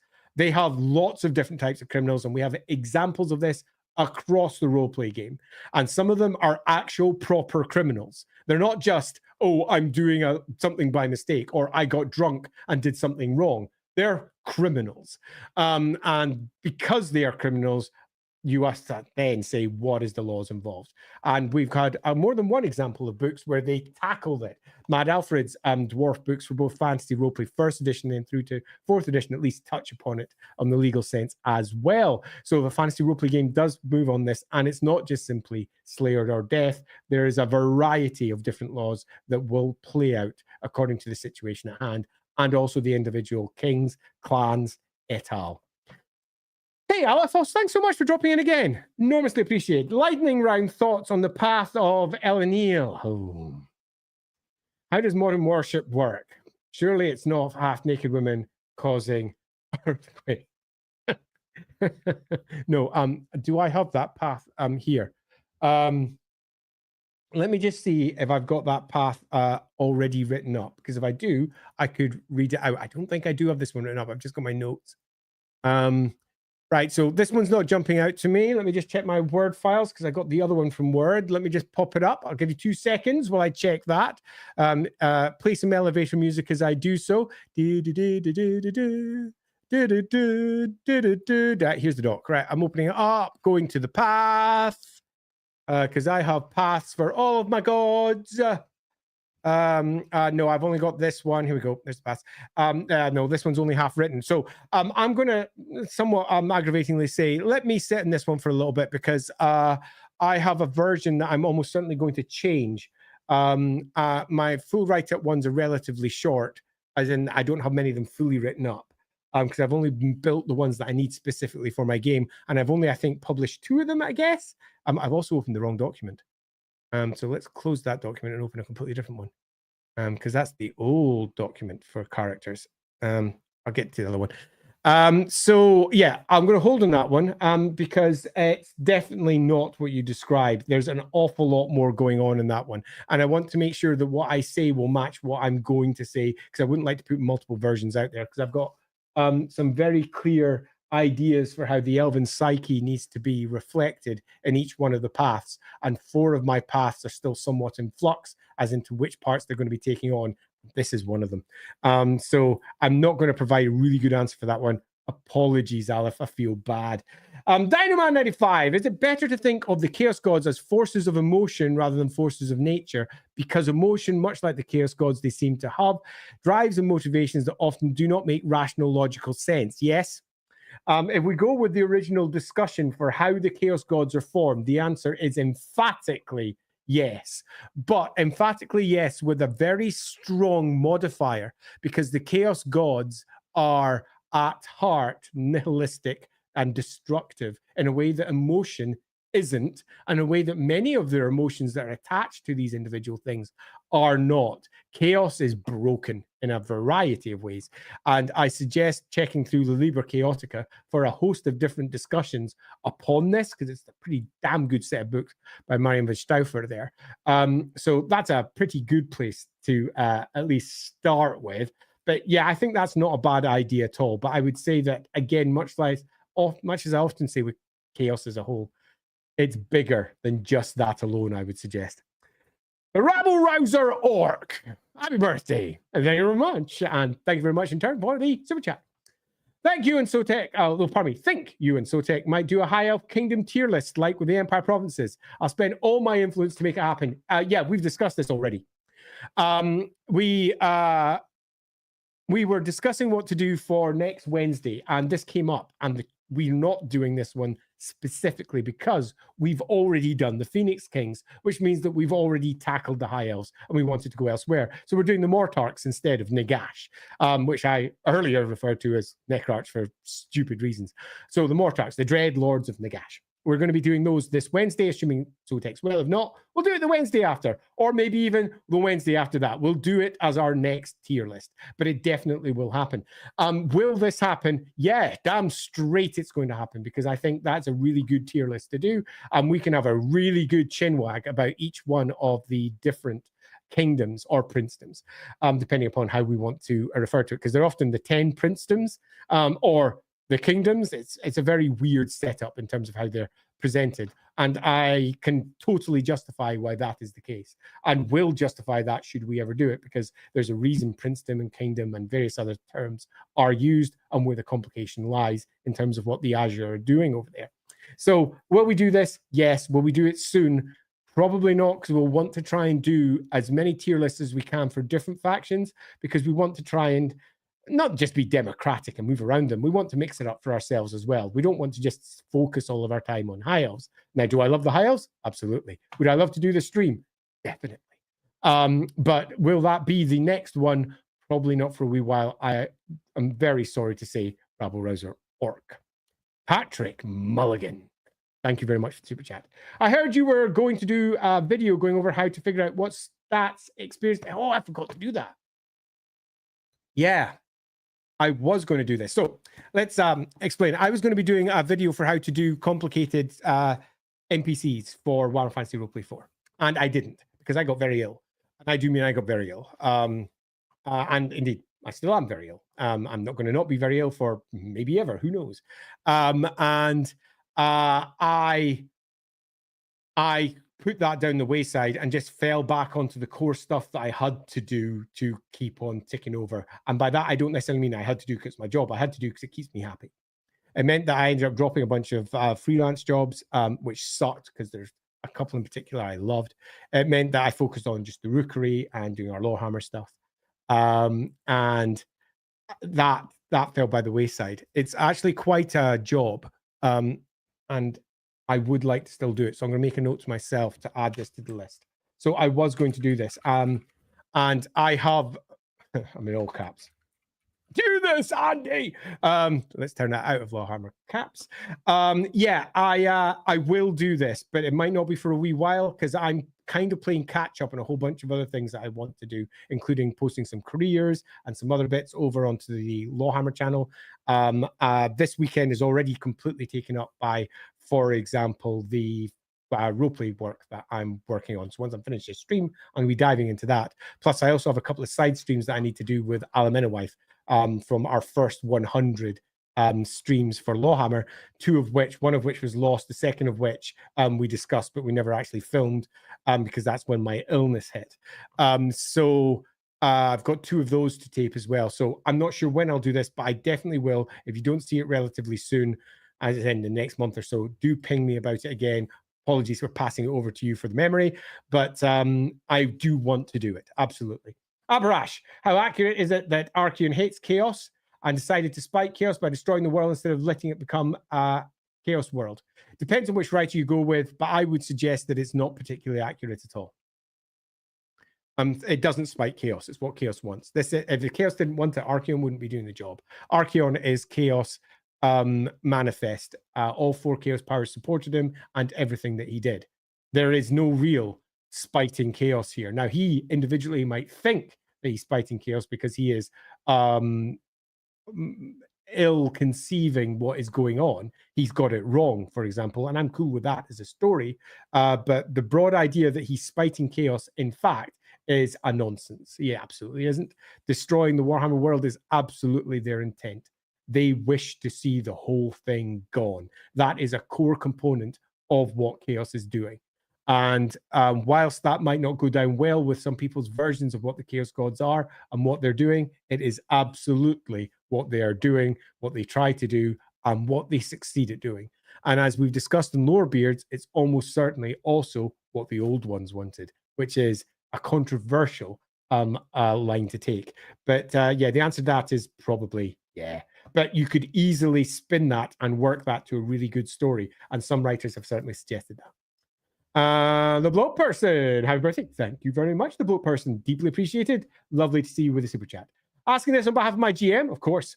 Given Kuipers, the Van de Kuipers, a very important Marienburger family, if you don't know. Massive influence, absolutely is. What would happen in Marienburg if he were to be removed? That's tough, actually. So Marienburg works on the most crappiest of democracies that you can imagine. And the core merchant families there are kind of voted in to rule the place within their directorate. The Van de Kuipers are enormously influential. And they are of old noble blood that used to rule in the Westerland. And they are probably the richest family in the old world. At least as rich as all the other probably richest families in the old world. They are enormously powerful. So the first question is, how the frick are they removed? How could that even happen? And the answer is, it couldn't. Not without Marienburg changing, without something fundamental happening. So the answer is, what would happen to Marienburg? It's whatever removed the Van de Kuipers. The only way to actually answer this is, what the hell happened to them? Removing the Van de Kuipers is a little bit like removing the Hoswig Schliestens in Reichland or removing the Leibowitzes in Nuln. What would happen to the city? The answer is, how did the city even get to that place in the first place? And the answer will come from what led up to it. So I know that's not necessarily a satisfying answer, but to be slightly broader, I would say build the story of how the Van de Kuipers have somehow been removed, which in turn tells you who removed them, what happened, what replaces them. And the second you do that, they all have goals and motivations which will drag the city into a different direction. If, for example, there's some sort of CIA level empire bullshit going on where they are attempting to remove the Van der Kuipers and replace them with a puppet that they can use to weaken Marienburg so that they can invade later, that's one story you could run on. Alternatively, it's other families that are really disappointed with what the Van der Kuipers, represent and what they're doing. They band together in a way that the Van der Kuipers can't stop for one reason or another. There's a host of things you could do. You could cast them as fall into chaos in your version, and that fall means that they eventually get outed, or perhaps that's a lie, they haven't fallen to chaos and the whole thing is a way of discrediting the Van der Kuipers. There's as many stories for this situation as you can come up with. Find the one that suits you, and then that will answer the core question, because you can't really answer what would replace it if you haven't decided what has attacked it. So what would happen to Marienburg? The answer is, whoever is now in charge would take it in the direction that they thought was important. And that might be one that is more Manan-centric. That might be one more that's Empire or Sigmar-centric. That might be one that is far more capitalist. It could be more democratic. It could be any of a host of different things. It could tie through to Nordland's claim to Marienburg and the belief that the Gausser family has up there that they should be ruling Marienburg. There's a host of different ways this could be taken. Sadly, none of them are easily pinned down on without understanding what the story is. I'm sorry for not giving a really good answer there, but that's probably the best I can give you. Quinn, my last happy birthday didn't go through. It didn't. Could Barakul hurt? Did you do the post and it didn't go through? Super apologies if that was the case, if I've missed one. So, hypothetically, could Barakul hurt a Chaos Dwarf given it can't hurt dwarfs? Right. If the rune says it can't hurt dwarfs, the answer is no. Chaos Dwarfs are dwarfs. And the answer is definitively no. If you're going with the LAWhammer version of Barakul, the answer is definitively yes, because it doesn't hold any rune like that on it. My version of Barakul is very different. And as a last sort of addendum to that, if I had written and been the developer of the Death on the Reich version of Fantasy Roleplay 4, would Barakul have been able to hurt Chaos Dwarves? The answer would have been yes. But I left the job of producer as that book was going through its development. It had already been commissioned, already in place. I had a host that I was meant to write for that book, which never happened. So the answer to this is officially no, because Chaos Dwarves are dwarves. Now, there are some out there, and I remember this being a discussion back in Warhammer Fantasy Roleplay 2 era, that didn't use umbrella terms in the rules. For example, when Rob Schwalb was writing the Tome of Corruption, he separated out each species as its own species, and species was important because when you became a mutant, you changed your species to mutant. You weren't a mutant human, you were just a mutant.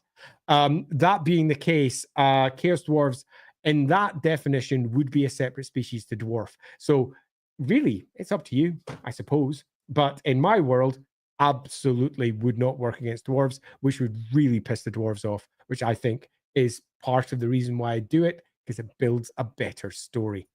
Hey, Dino Man, if Widowmaker can permanently destroy demons, how in Nakari and Fate Weaver still alive? Is it limited to destroying less demons, or is it a power thing, i.e. can destroy a demon permanently, but isn't guaranteed to, especially if they're very powerful? Right, so your first problem is you're thinking in very human terms.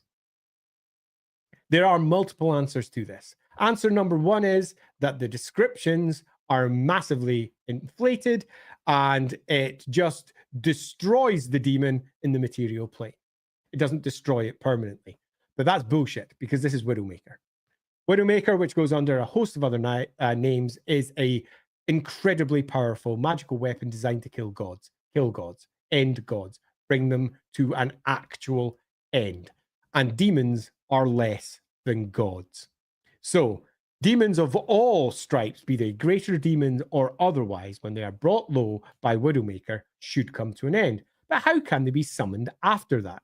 And the answer is a lovely bit of Warhammer bullshit, because when we move over to the Realm of Chaos and where the demons are spawned and possibly even reform after they've been destroyed, the Realm of Chaos does not use time in the same way that time works in the real world. So as things are happening in the Realm of Chaos, they're not necessarily happening the same way in the material world, meaning that Nakari can be killed in the Warhammer world at a particular date and still be summoned afterwards, because that's before, as far as Nakari is concerned, in that he did stuff in the future and then gets killed in the past. So that's another way it can be done.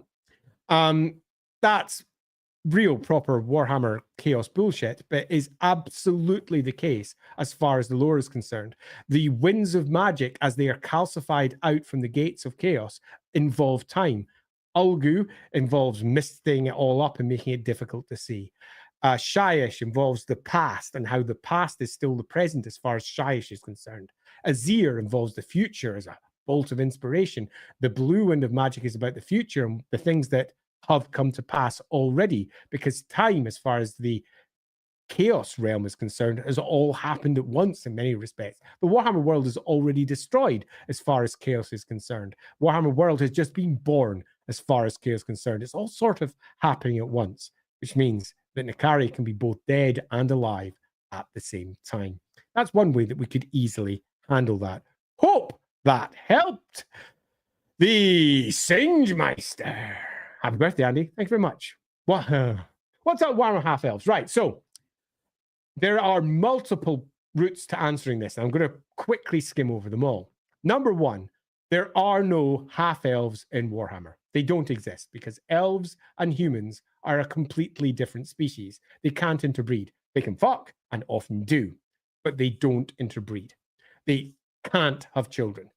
But the Warhammer world is also chaos. And in the world of chaos, Gyron, the wind of life, can give anything the capacity to fertilize and can fertilize almost anything, which means that in highly magical areas or with certain spells, things can fertilize other things which should be impossible of being fertilized. It means that using magic, you can have men fertilizing men, women fertilizing women. The whole shebang is a problem. And when chaos is writhing and going out of control during one of the great incursions of chaos, weird shit happens. So one of the signs of the rise of chaos would be strange births. And a half-elf is a strange birth. So it's not a part of the Warhammer world, while simultaneously certain novels, certain books, and particularly when you go old school and you hit Warhammer first up to 4th edition Fantasy Battle or Warhammer Fantasy Roleplay 1, you very much do get half species. And it is justified in later editions by saying they can't and don't exist, but they could. Warhammer world is massive and it's filled with magic that can do almost anything. There is always an example of someone who can be a half one species, half another. So a half human, half elf crossbreed is a possibility in Warhammer, while simultaneously can't happen biologically. So if you just run with the basic biology of it, it's never, ever going to occur. But it's Warhammer, and I am happy to say many writers have broken that biology, but we can answer it very easily with the existing lore that Warhammer has to offer. Indeed, in my game, in LAWhammer, there is more than one half-elf. It has even been brought up, I think, very briefly by Alamenowith, who met a character who she said may have been a half-elf. I'm not sure if she brought it up in time because it was part of the pre-stream episodes where a character believed that Alamenowith, the main character in Warhammer, who's an elf, was a half-elf because she had a human face. But as it turns out, that face was a spell that had been cast upon her to make her more acceptable to human realms. It gets broken later. Bit of a spoiler, but she ends up looking very different at later episodes. Phil5991, is Chaos Undivided an entity with a mind of its own? No. Or is there no higher intelligence behind it other than the four great gods? There's more than that, right? So first, the mistake is thinking of the four great gods as the only chaos gods. They are not. There are far more than that. And chaos as a whole has no great chaos undivided entity. In times past, various other chaos gods have sort of been attributed with it. Some people are desperate to make Malal an example of chaos undivided, the fifth chaos power that was included in early editions of Warhammer and got dropped later largely because of Caleb Dark, I suppose, and their lack of control over the IP of Caleb Dark and exactly how it should be used. But Malal was 100% a piece of Games Workshop IP that was developed by others and thus never really got used by Games Workshop again. But if you go back and check the old artworks and concept arts, there's concept arts for the original Greater Demons and Lesser Demons of Malal. But no, there's no real entity or deity that's chaos undivided. It's when the great chaos powers are working in one direction. And you are correct to call out the four great chaos gods because the mark of the undivided is supposedly given by all of them.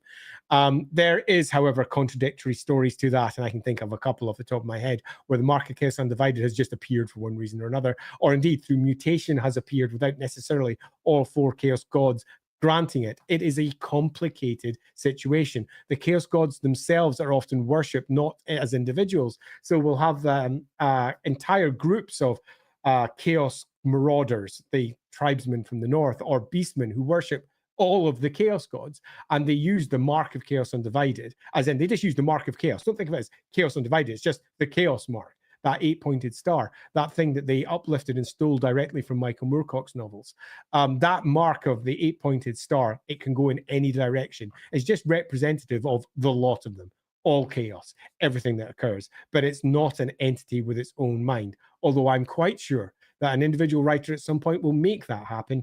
And indeed, it has been hinted at in more than one place. And that's also cool because there would be opportunistic entities attempting to claim that title. There would be the idea that the chaos gods, when they work in concert, almost create a mega mind. You could easily do that and still fit within the established cosmology that the Warhammer world offers. But if we're being as black and white as we can, the answer is no.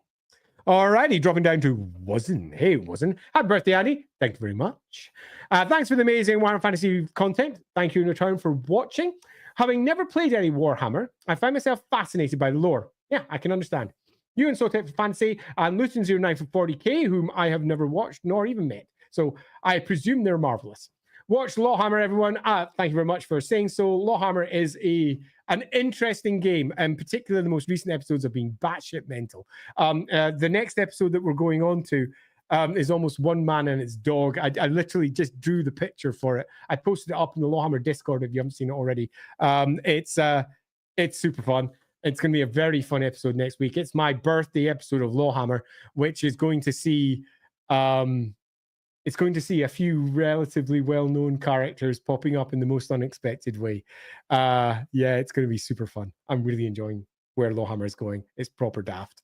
Having a lot of fun. So anyway, that aside, thank you very much, Buzzin. Hugely appreciated. Dynaman, if there was a Warhammer survival horror game, nice, what do you think would be interesting enemies? Personally, I think Witch Hunter infiltrating a corn cult, that would be fun, and something like an abandoned castle, make a bloodletter a genuine scaly threat as a mini-boss or boss. Ultimately, when you're doing survival horror, you often want something that will give you the creeps and fear the next corner and what may lie beyond. Corn cultists, as general, are often very in your face. It would turn into basically the horror would be bloodshed. The horror would be guts. It would be one of those blood and guts games. Now, could we add an interdimensional horror aspect to that, somewhat similar to, say, for example, let's really go over and go to something like that movie, The Nasty Spaceship, which is basically a prelude to 40k. Event Horizon, yes, that. Could we use events like Event Horizon, the shock and the horror of that, and tie that into a cornate cult? Absolutely. Event Horizon, in fact, is a lovely precursor to 40k. And if you read into it, the writer was indeed thinking of it as a precursor to 40k, as the very first things move into the realm of chaos and what happens because of that. So you could definitely get the less bloody aspects of that into a cornate cult as well. So do I think that would work? Yes. And this is where my answer is now going to go a bit broader and slightly more disappointing, because I'm going to say any of Warhammer's bad guys could make a really good survival horror game. And I would be interested in building a story for any of those, because all of them have got unique aspects that could be easily lent towards a survival horror game. Do I think a cornate cult would make an unexpected example? Yes. Do I think it could be done? Absolutely. And I think it would work really well. If I was doing one myself, and if I was to just pick one for a survival horror one, the obvious ones are always chaos and undead in some fashion. Always, those two. But if we're looking to try and build something that's different and create a new thing, so it's going to be you dealing with survival horror, how about having a lone, doesn't matter what the species is, a lone soldier, a lone someone trying to survive in the jungles of Lustria, with the lizardmen as the core bad guy.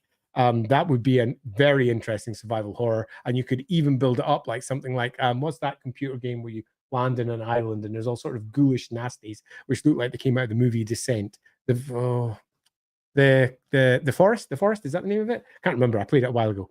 But like the forest, but with lizardmen being the ghoulish things that are attempting to take you for sacrifice. It could be potentially horrific when you see what happens to the crashed ship that you're a part of and all the crew who've been dragged off by the lizardmen and the awfulness that could come with that. Pitch the lizardmen as proper bad guys for a change, which could be super fun, and presenting them in a different way, assuming that you didn't lapse into stereotypical horrible representations that are a little bit too racist. Let's be blunt. Alrighty, the below person. Another question for me. Nice. What was Musalon like? Climate-wise, before its fall from grace and cursing, its position on the map would imply it would be similar and comparable to Averland or Southern Reichland. Okay, so the Warhammer world's climate is a febrile thing. It is not consistent with real-world climates, and that's because of multiple reasons. The real reason is Warhammer writers have contradicted themselves. And some Warhammer writers have done absolutely nothing in the way of research as to what things might be like, meaning that climates have come out very, very differently in different parts of the world. And I'm going to call one area out specifically so that you can understand exactly what I mean. In most versions of Estalia, it is quite close to Spain in terms of how it's presented. Big open plains, hot, broadly, Spain. Or you can read Fell Cargo, where it's a freaking jungle, which is definitely one take. That was Dan Abnett, as I recall. So different writers have different takes.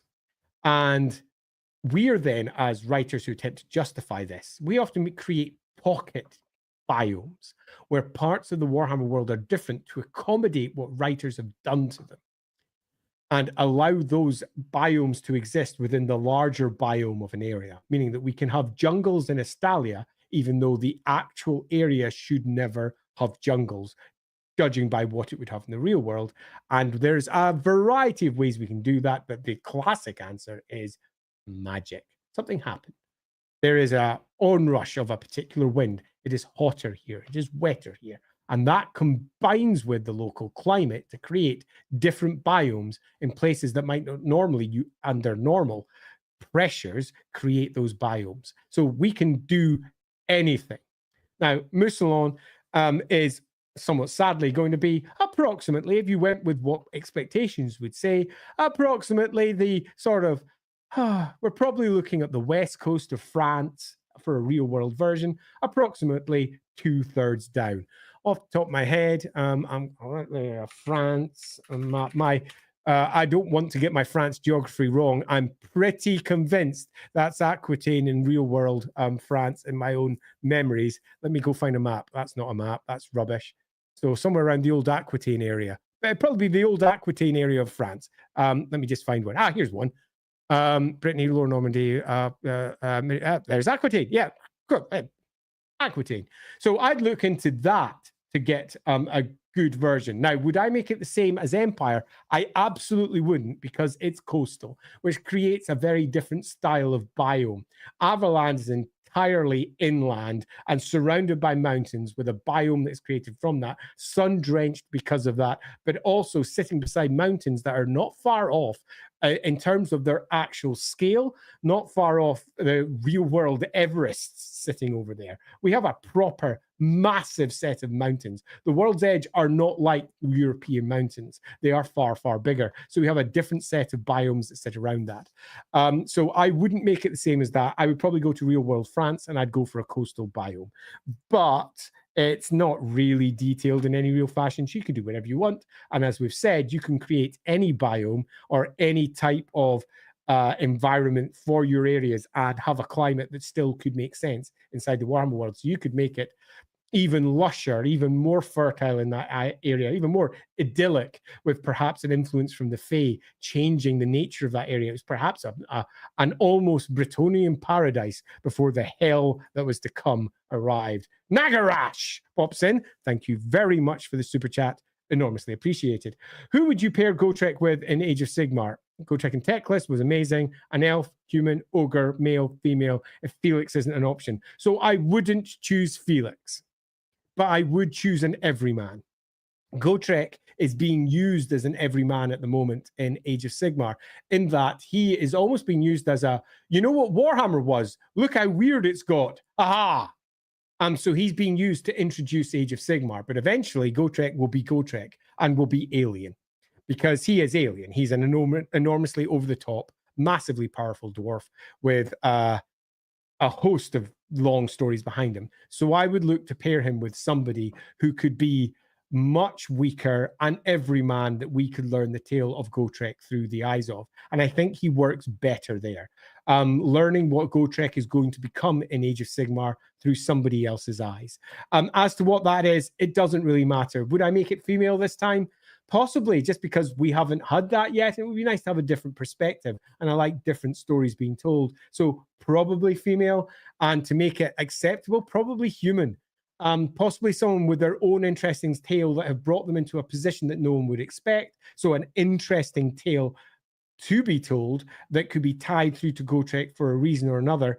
But if I was doing a pairing, almost certainly something a bit more grounded, so that we could view the world of Age of Sigmar through a grounded pair of eyes that are going to see all the magical, crazy vistas for new in a way that others wouldn't understand. So thus that cart can explain them to us as readers and witness them for the first time, which allows things that are to the average Age of Sigmar reader, perhaps almost normal, to this cart, so they can be confronted with all of this and go, that's crazy. But that means that the books become more broadly open, because people who don't know Age of Sigmar stuff can read it and be exposed to what the Age of Sigmar crowd think is almost commonplace. But to the reader who has come from outside of Age of Sigmar, they can be introduced in a bit more of a hand-holdy way. So that's probably what I'd love to see, because I think that would work nicely. Alrighty, moving down. Just check there's no twitchy stuff. There is not. We're on to Hendrik Veerbeek. Hi, Andy. Hiya! Thank you very much for the super chat. Enormously appreciated. I'm going to run the enemy within. Oh, great. Love it. How can I balance players engaging with their career and the time pressure of the campaign objectives? Okay, so there are different ways that we can do this. Ultimately, you can do it the way we've done it in our game. I don't know if you've watched LAWhammer, but we've done it that their careers match what they're doing, so I don't need to match players engaging with their careers. So, for example, if we have somebody who's a scholar, they are doing scholarly things. That's what they're doing with their career, and we have woven the story of what that scholar's doing into the story of the enemy within. Indeed, my general recommendation is always try to not do what the enemy within actually suggests you do, where it says take a bunch of random careers and just kick them off. I don't think that's a good start to the campaign. I was sadly not in a position to change that for the beginning. I was intending on writing an article in the Enemy in Shadows Companion, which was going to be about a 4-page article, which was going to be a recommendation for how to start Enemy in Shadows. And it was a companion piece. It was not, the Enemy in Shadows should be for anybody. Anybody should be able to play it. From any career, they should go, which is why it didn't go in the core book. I was going to be writing a 4-page part. Now, I did half of the development for the Enemy in Shadows Companion, in that I commissioned all the pieces, got all the bits and pieces. Graham did all of his stuff. I had written my first article for it, which was the breakdown of the Reichland bits. Graham did the first treatment of it. It's right at the very beginning of Enemy in Shadows Companion. And I did the complete rewrite explaining the prime estates, how they work, how the various aspects of the empire work. So I wrote that bit, but I had another 4 or 5 articles that I was going to write for that book that never got written. One of them was going to be an answer to this specifically, where I was going to say, stop. If you're going to play Enemy in Shadows, sit down with your group and build a group that wants to play Enemy in Shadows. Build a group that are adventurers for one reason or another that are going to adventure through this area. Make the story of Enemy in Shadows the story of your group. And that's what LAWhammer does. LAWhammer takes this story of Enemy in Shadows and says, this is the story about these 6 characters. This isn't a random story these 6 characters encounter. This is the story of these 6 characters. And that's what the enemy within is. So my general advice for how to balance engaging their careers is make the careers they're doing the careers they're doing. So if you've got a dwarf who is their fighter, make him a soldier who is fighting his way through it, who is working for whatever reasons as a soldier, and working with possibly one of the other ones as a bodyguard, maybe as a body or a guard character, or maybe a noble who's engaging with it. Noble and guard, it works perfectly. But basically make the careers they're doing the stuff that they're engaging with the enemy within, because that is by far the best way of doing it, because it means that at no point you have to go, and now I'm off to do my job, because their job is what they're doing. And that's what we did with LAWhammer. And if you want to see an example of that, you can see it in practice in LAWhammer. But it doesn't work for everybody. And I fully accept that a lot of people go with what the Enemy in Shadows book suggests, which is take any old career and throw it together. And then we have a different question, which was another one of the articles I was going to write, which is effectively downtime. How do I handle it? What do I do with careers that don't match with the story that's going on? That was going to be an article in the Death and the Right Companion. That was also an article that never got written. And that was going to be about how to use non-standard careers. And it's a relatively long article was planned. It was going to be about 8 9, 10, I think it was 10 pages in total was down for it. I was marked down for writing about a 5-6K article about it, and it was going to include an extra about 10-15 endeavors for things to do in downtime, and it was going to be all about how to explain both the breakneck speed of the campaign with doing your job. And that was going to be very much part of Death on the Right, because Enemy in Shadows is breakneck. It just goes from A to B to C to D. There is no time for your careers. And it was designed very much with that being the case. So all you're really doing is taking the extra stats for your careers. Death on the Right was supposed to be the one where there was time to stop in towns for a day or two while trading was going on, hiring your skills out, doing things locally. And that was going to be covered in there. And that's broadly where I would suggest you tackle it inside your version of The Enemy Within. Use part 1 to basically introduce all the core concepts of the story, and use part 2 to then develop their careers into ways that either match the story at hand, or alternatively allow them to do their careers as they stop off in the town of whatever as they're trading up and down the Reich or something similar, giving them an opportunity to explore those parts of their characters, and possibly even if they're upgrading their barge, because one of the core components of Death and Right was supposed to be you can upgrade your barge with lots of cool shit. That takes time, maybe a week or two. That week or two can be spent inside town doing an endeavor or working your job or doing something similar. So I suggest dropping it into that part with always the background idea of let's move our PCs into careers that make sense for the story that they're tackling. I hope that helps. It may not, because that was quite a lot in a relatively short period. Hey, Magladroth, you back again. Thanks so much for dropping in more than one. That's really nice. Thank you. Piggyback off Aberash's question, since Archaon and Nagash have more or less the same goals in regards to gods, why did they never work together? Because they have absolutely separate goals. Archaon wishes to see the absolute breakdown of the world. Nagash wishes to see the world brought underneath the control of undeath, i.e. him.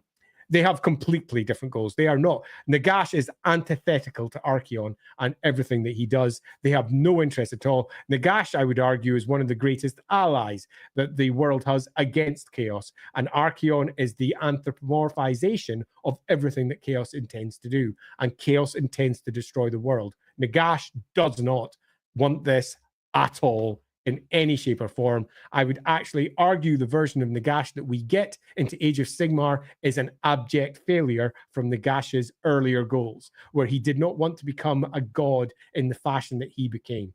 But at the same point, it's also a success. It's an arguable point. That's an entire stream worth of potential deep discussion as to Nagash and what he was doing there. But broadly speaking, very different goals here in terms of what they're looking to do. All right, moving down there to Ryan. Hello from Ireland and hello from Scotland with my pink ears. What would be your ideal Albion or some ideas you'd incorporate? Personally, would love to see more wider Celtic myth people incorporated. Right, so I was going to do this. I mentioned earlier in the stream Paths of the Old Ones that I was going to build with Gav Thorpe. Gav Thorpe and I had sat down and created an entire campaign. And the first part of the campaign, for approximately 3/4 of the book, was going to be set in Albion. And we were going to fully flesh out a version of Albion and create an Albion book that went hand in hand with it. The second part of the campaign was going to be moving over towards Ulthuan and then Nagaroth, and that was going to be supported with Elf Book. And then we were going to do Lustria, and that was going to be supported with Lustrian Book. However, that campaign never happened. It got written, and if we finish LAWhammer's first campaign, The Enemy Within, we will play Paths of the Old Ones, the campaign that Gav and I were building. We're going to do it. But that's only if we still want to play after we finish the sprawling epic that is our version of The Enemy Within.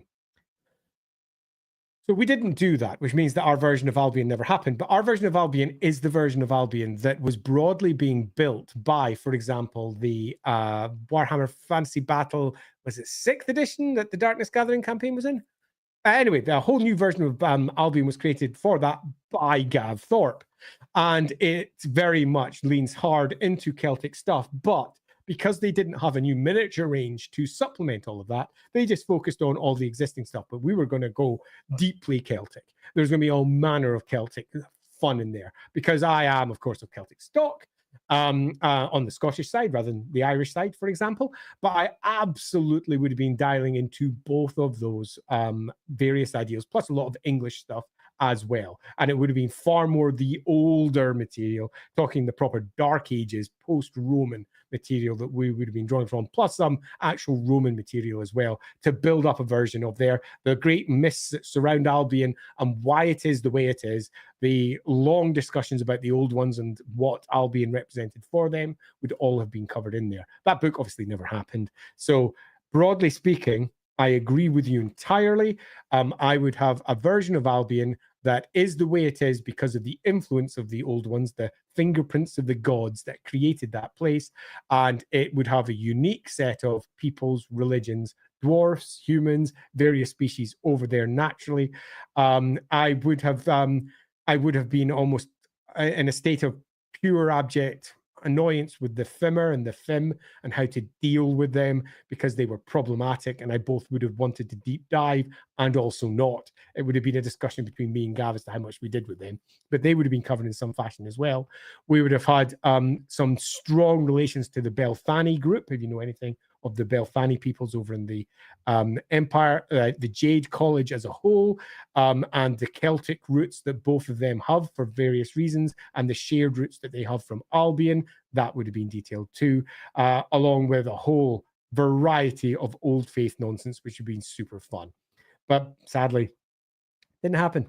And unlikely to ever happen because the license is being held where it's being held. I'm unlikely to work in it anytime soon. If they asked, would I? Maybe. I don't know. It went very, very weird come the end. I mean, very, very weird with Cubicle 7. It was just strange. Goodness knows what was going on in their heads. Brock 6000. Thank you very much. Enormously appreciated. Happy birthday, Andy. Thank you very much. It's going to be my birthday week. For those of you who've joined the stream a bit later, this is we're not doing the Lorebeard stream because Sotek is sadly ill. But we are doing an Ask Me Anything About Anything stream, which we're slowly but surely working through. This is going to be my birthday week, which is going to go all the way through to next Sunday, where we're doing my actual official Lorebeard's birthday stream, which is going to be on ghouls, the old ghouls, cannibalistic horrors that they are, which I'm really, really looking forward to. For those of you who watch LAWhammer, our LAWhammer stream on Friday is going to be my birthday one, and I'm looking forward to that also immensely. Anyway, getting on to the post here. What is the power hierarchy in the Empire between Burgermeister, Count, Baron, Graf, Duke, Prince, Lieutenant? I've covered this to a degree over on, I think, World Anvil. I think I did some of this. Okay, so there is in the Empire a clear delineation between different titles, but that delineation over the course of 2,500 years got massively scrubbed. So I'll explain the history first, and then I'll explain each of the titles. The history of the Warhammer world in the Empire has got Sigmar rising first as clan chief and a bunch of other clan chiefs. Each of these clan chiefs become core components of the noble titles of what will become the first empire, where we have the emperor over the clan chiefs. And the clan chiefs get their first name, which is marked in at least one source as Comes or Count. If we go back to the original version of the language, the Elector Counts, which means companion, because they are the companions to the emperor. And these companions, these counts, became the first grand counts. But they also already had titles, according to some versions of Warhammer. According to others, they gain titles over time. All that really matters is that we start off with our Elector Counts. And we have a host of other counts other titles that over time are created. Each of these titles have a definite meaning to begin with.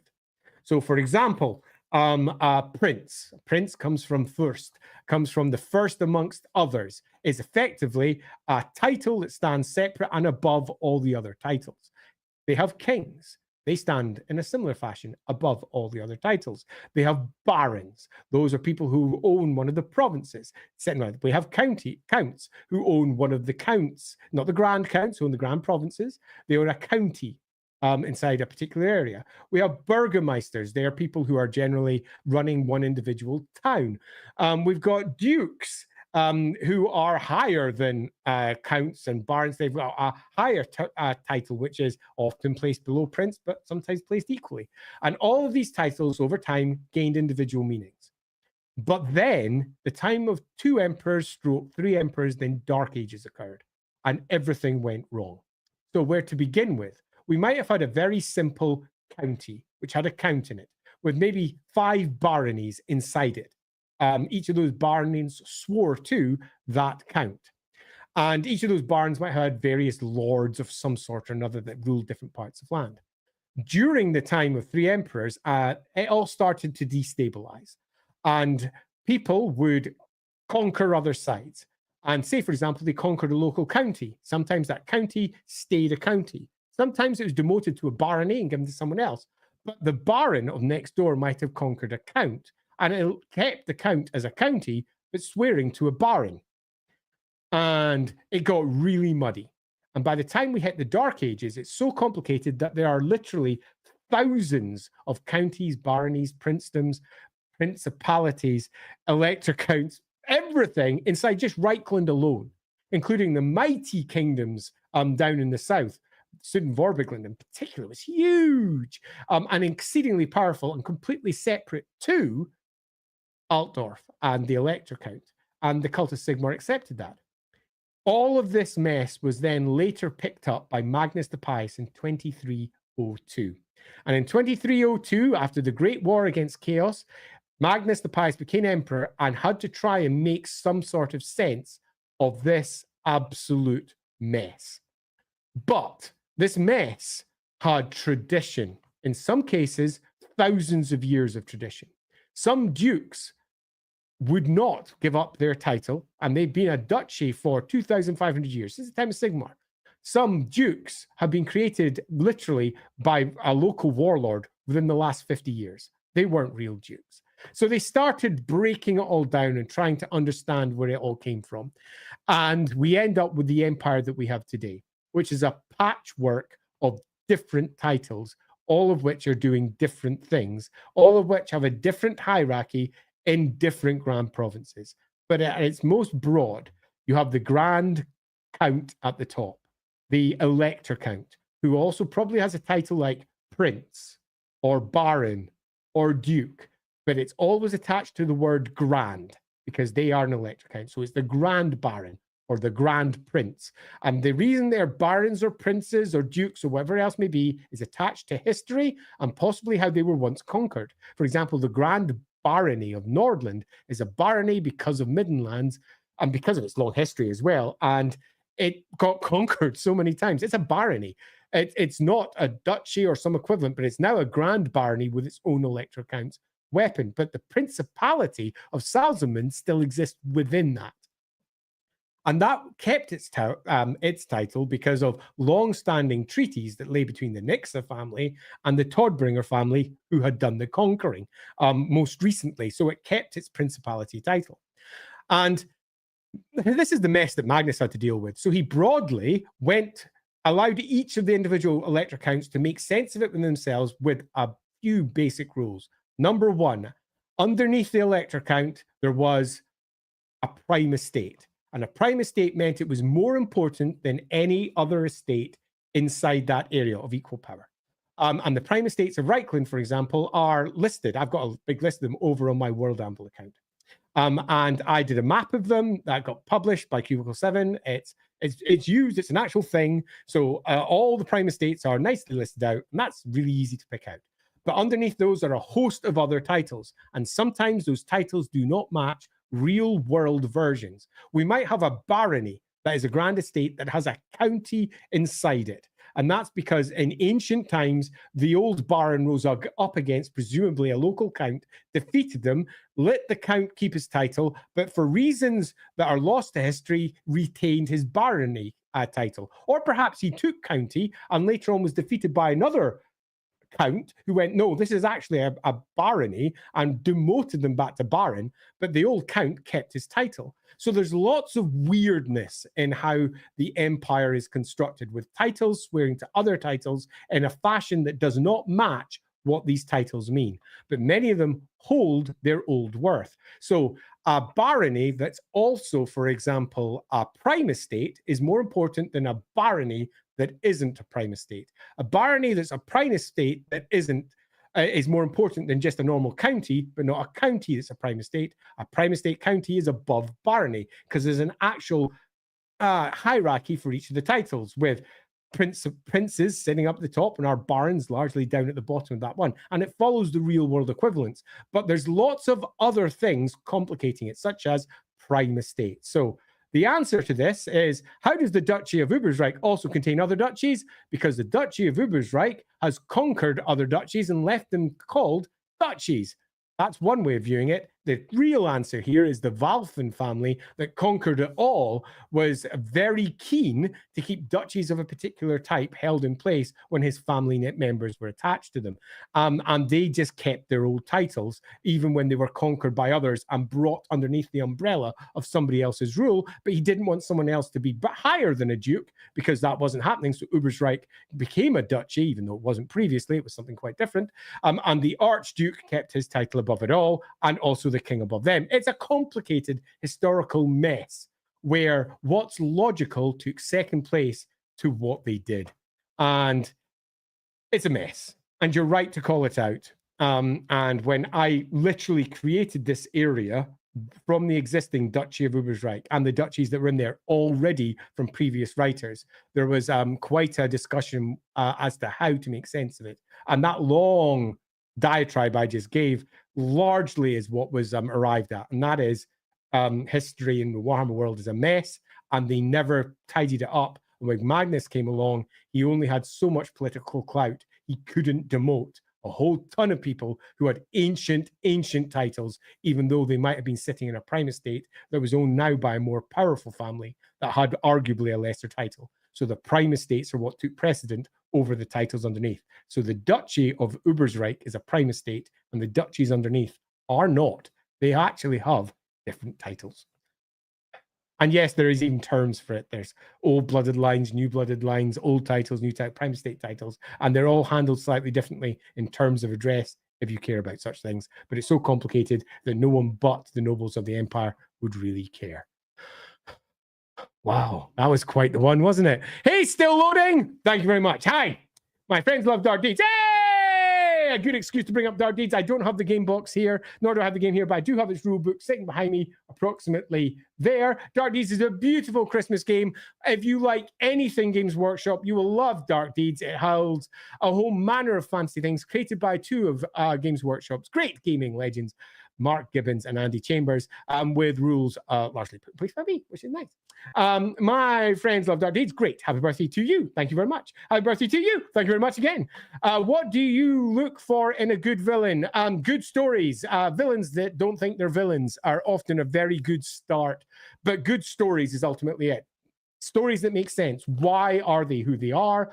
I want motivations that make sense. I want them to be doing things. I want them to be understandable. That sometimes means they're sympathetic. That sometimes means they're not sympathetic at all. But they absolutely make sense. And I think a number of Warhammer bad guys are that. A number of them just are cackling bad guys without any depth of story, which means that they often need a good bit of extra writing put on top to make more sense of them. But most Warhammer bad guys of any age, the older ones, tend to have some really good stories attached to them just because later writers have added to what already exists. But for me, it's really cool motivation. Who am I? What am I doing?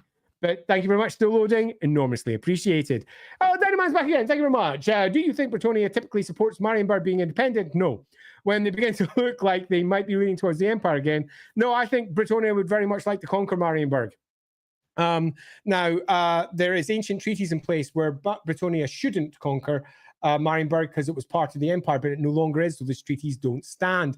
There's a part of me that is desperately trying to figure out why Marienburg hasn't conquered, why Bretonnia hasn't conquered Marienburg. And I started building that into my marches of Cologne, the geography of what lies there, the old politics that lay there. But they would support Marienburg's independence over the Empire having it, sure. But there's not an enormous amount of difference between that beyond the politics of the day. I mean, the politics of the day might make an Empire-owned Marienburg better. The Empire is not necessarily antithetical more to Bretonnian norms than, say, for example, Marienburg is.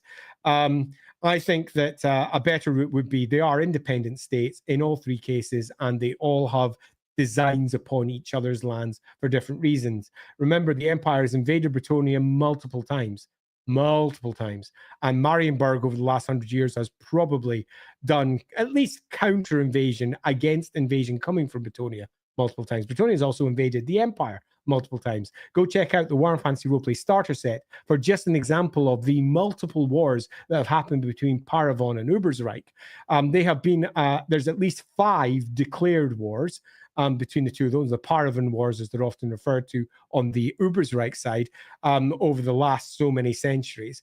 And they have been bloody terrible conflicts. And there have almost certainly been the same between Westerland in the past and then what became the wasteland later. So yeah, I would make it complicated. And I would also view it that it's not just Marienburg, it is the wasteland as a whole, an area that over the course of time almost certainly will significantly fill out. Particularly when you take a look at what the old world has done, where they've made the wasteland a much fuller place anyway. It's going to get fuller the more detail they add. Having said that, though, when the new Marienburg books comes out, it may hark back to the old one because it has the same writer. So who can be certain exactly where it'll eventually land? But broadly speaking, sorta, I think would be the answer. But I would make it more complicated than simply that. Oh, Cami239, thank you so much. That's very generous. Enormously thank you. Thanks. Happy birthday, Andy. Thank you. Nice. I'm older. I'm not quite on the big one. I don't know how many of you out there know how old I am, but there's a lot of gray in my beard for a reason. Next year is going to be a really big one for me. Let's just not even think about that. Love Lore Beards. Great. We love Lore Beards too. I'm very sad that Sotek is not with us this week. I wish he was. So far, the old world was pretty light on the lore side. Absolutely disappointing. What would you like to be explored beside the obvious Great War against Chaos? I would like each of the areas that are going to be involved in the Great War against Chaos to receive an army book that's similar to the old army books. And that is it. Because that would provide more than enough lore for us to go, this is what those areas are, rather than brief little snapshots, the occasional post in Warhammer community, or a brief snippet maybe in White Dwarf or something equivalent. What I'm looking for is a good bit of detail, and we kind of don't have that. The lore is exceedingly light. It's almost like whomever is at Games Workshop making the decisions as to what and can't be done have decided, you know what? I don't want them writing lore. I want them to be writing or creating their miniatures on the side or whatever. It just doesn't look great from the lore perspective. It's a time that is absolutely rich with existing lore, which clearly they're going to overwrite. But because they're sort of not, but just giving names that overwrite it, we're left with this weird place where we've got a lot of existing lore that had been written previously, mostly for the roleplay game, and then this new lore coming in, which is just a bunch of names that overwrite everything came beforehand with almost nothing explaining it, which is just unsatisfying. Because not only are we left with all the old lore has been rewritten, which is always a shame, because that means all the stuff that was before we can't use anymore, but we're also left with, and we don't know why it's over rewritten. We don't know what it's been replaced with. We don't know why this is the way it is. And so far, it's been pretty disappointing. So my preference would be at least 10 pages for each of the core factions, all of them in detail, rather than just an army book full of troop types with the occasional detail about a troop type slapped into a side box at the side into the margins. It's pretty disappointing, if I'm being pretty blunt. Yeah, the old world's great, but from a lore perspective is pretty disappointing. Don't want to say that because I really like it, but it really is. All right, I'm going to move on from that because that seems a little bit negative. Let's move on to Ricky Chapman. Oh, no. Let's move on to Dino Man first because he's popped in one more time there. Since I forgot to say in my prior message, happy blessed spawning day. Thank you very much to the bearded slan of Northern Albion. I am not a slan, please. I'm everything. Ricky Chapman, Drakenfels versus Nagash. Who would win? As this fight takes place during the time of Sigmar, is leading the army. Right, so Nagash... I'm not going to say this with any tongue-in-cheek at all. Nagash is Drakenfels. Drakenfels is Dracula. And by that, I mean Kim Newman, when writing Drakenfels, basically went, I love Dracula's story. I'm going to port it into Warhammer, and I'm going to turn it into Drakenfels. And Drakenfels was created, but a Warhammer version of Dracula. So it wasn't a vampire. It was the Great Enchanter instead, attached to a whole host of myths, a creature that lived down in the Grey Mountains and had done pretty much since the arrival of the Old Ones, doing one thing or another. So there's a few things we can immediately say about Drachenfels. Drachenfels is much, much, much older than Nagash. Drachenfels is not just simply a necromancer, a type of magic it had mastered before Nagash was probably born. Nagash is not the first creator of necromancy. He's the creator of modern necromancy, but the necromancy he has largely learned from the Dark Elves anyway. Dark Elves have been using necromancy in various forms for a very long time. Drachenfels equally has been doing the same, but he's also a demonologist. He's been binding everything from the greater demons downwards since day one. Drachenfels is a ridiculous over-the-top enemy, as is Nagash on the undead side. So we have two very different characters, and it's worth detailing Drachenfels a little bit because a lot of people out there won't know who Drachenfels is. Drachenfels is a properly ancient entity that, for reasons unknown to man, got ditched, largely because Kim Newman had done the writing on it. Then Nagash came along. So we're talking the 4th edition of Warhammer Fantasy Battle when they did the Undead Army list, and they recreated what Drachenfels had been doing, and they built Nagash to replace him. And Nagash is basically doing a lot of what Drachenfels did in the old lore and just replaced it almost tit for tat. At the time when Nagash was created, everyone went, where's Drachenfels? I don't understand. There was a lot of that because the Undead Army list for 4th edition absolutely wasn't the vampire counts and the undead of the kingdoms of, well, down in the south, Neakara et al. It was very much all undead, and it should have incorporated Drachenfels, and it was missed. And it was missed because Drachenfels fell into this weird place where it wasn't exactly created by the studio. They wanted something that was their own. It was sort of Kim Newman's thing. So they just left it alone and went, we'll leave that to the novels and we'll do our own thing in the Meet Nagash. And he was the big bad. But Drachenfels kept on getting mentioned again and again in various sources in 2nd edition, Fantasy Roleplay, then kind of into the end times where it became the nameless one, which we will be discussing a little bit when we move on to the Mortax next Sunday. No, not next Sunday, the Sunday after. No, next Wednesday. That's this Wednesday, assuming that we go ahead with our Wednesday stream. So we will be discussing Nagash and Drachenfels to a degree there, and it's very much sublimated there to Nagash, as you would expect, because Nagash became the big bad. And in some respects, I would say that's potentially how we need to follow this plan. But if we're making the fight happen in the time of Sigmar, when Drachenfels is at full power, and Nagash is not, because Nagash does not have his claw, Nagash does not have his crown, Drachenfels will probably win it, because Nagash is in a weak state at that point. So at your point, Nagash, if we're talking overall in the lore, though, pardon me, at this point that you choose, Drachenfels, but if we're talking overall in the lore, Nagash wins that battle, and largely because of an IP reason rather than necessarily because that character is more powerful than any other. Whoa, okay, Web Chef. I'm going to presume it's Web Chef, not Web Chef. Let's start a Dark Knight. Oh, thank you very much. Is a signed copy possible? That's going to be a toughie. I'll tell you why it's a toughie. Because we have Mark Gibbons, who's over in the US, and he's not easy to get. He doesn't turn up to shows very often, so that makes it harder than you might think to get hold of him. We have Andy Chambers over in Nottingham, and Andy Chambers isn't part of the Rookery, and it's the Rookery who produced the game, so he's not there on an easy, I can just ping him and say, hey, Andy, let's do this. So Andy Chambers has got his own thing going. Then me, I'm happy to sign anything. I was, of course, developer on said rulebook, happy to sign it, but you'd have to get the copy to me somehow. I don't often turn up to shows because, as has been noticed from previous things, I'm actually surprisingly ill. But I do the occasional show every once in a while. But if you ever happen to be up in Edinburgh and you want it signed, I'd be happy to do so. If you desperately want to post it to me and you can convince Lindsay to post it back, good. But I will put one big, heavy awareness on this one, and Lindsay would happily sign it too. She worked in this game. I did Andy Leask, who's also in Edinburgh. We'd happily sign this. Although I'm not sure if Andy Leask is credited in this game specifically. Possibly should have been. Sorry, Andy out there.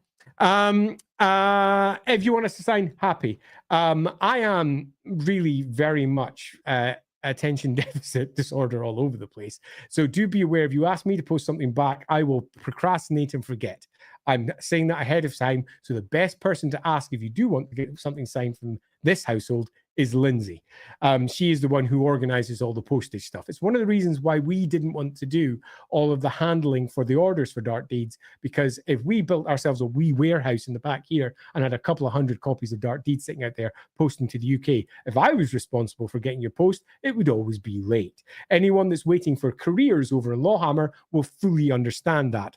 It's the worst, and I am the worst. Happy to put my hand up and admit that. But if you can ever catch us anywhere, I will happily sign anything. There's a gajillion Warhammer Fantasy Roleplay books out there with my signature in it, for example. Luigi Super. Thank you very much for the super chat, and obviously appreciated. I was imagining the story of Tzeentch was the only chaos god that wants to destroy the world. Yep. And is manipulating Archaon and the other gods to achieve it. Yep. Can this be justified in lore? Yeah. So Tzeentch you can justify in a variety of different ways. Tzeentch being the ultimate architect of the destruction of the world, sure, you can do that. And I think that you can justify that with in-world... I'm just going through all the various versions in my head.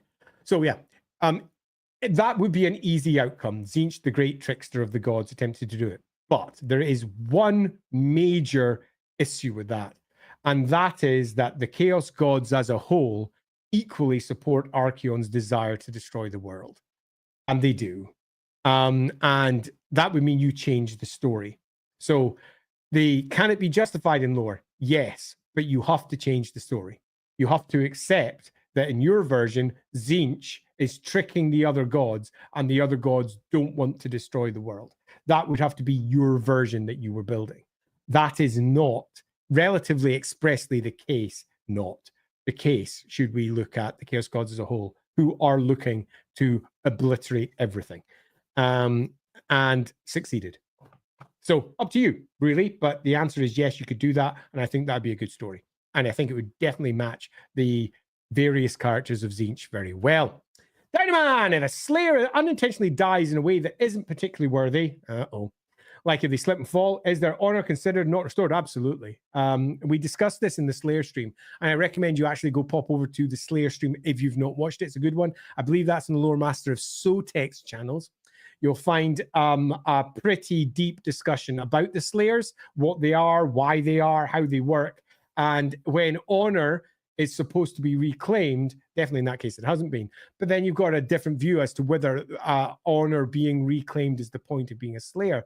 And that is, in and of itself, something that's pretty personal. But in this case, depending on your view on what the Slayer is doing, no matter what you think, if there's any component upon that of honor being reclaimed, it has not been. But I would suggest go taking a look at the deeper lore concerning Slayer shrines, what they're doing there, the various Slayers that tend them, and what they are doing.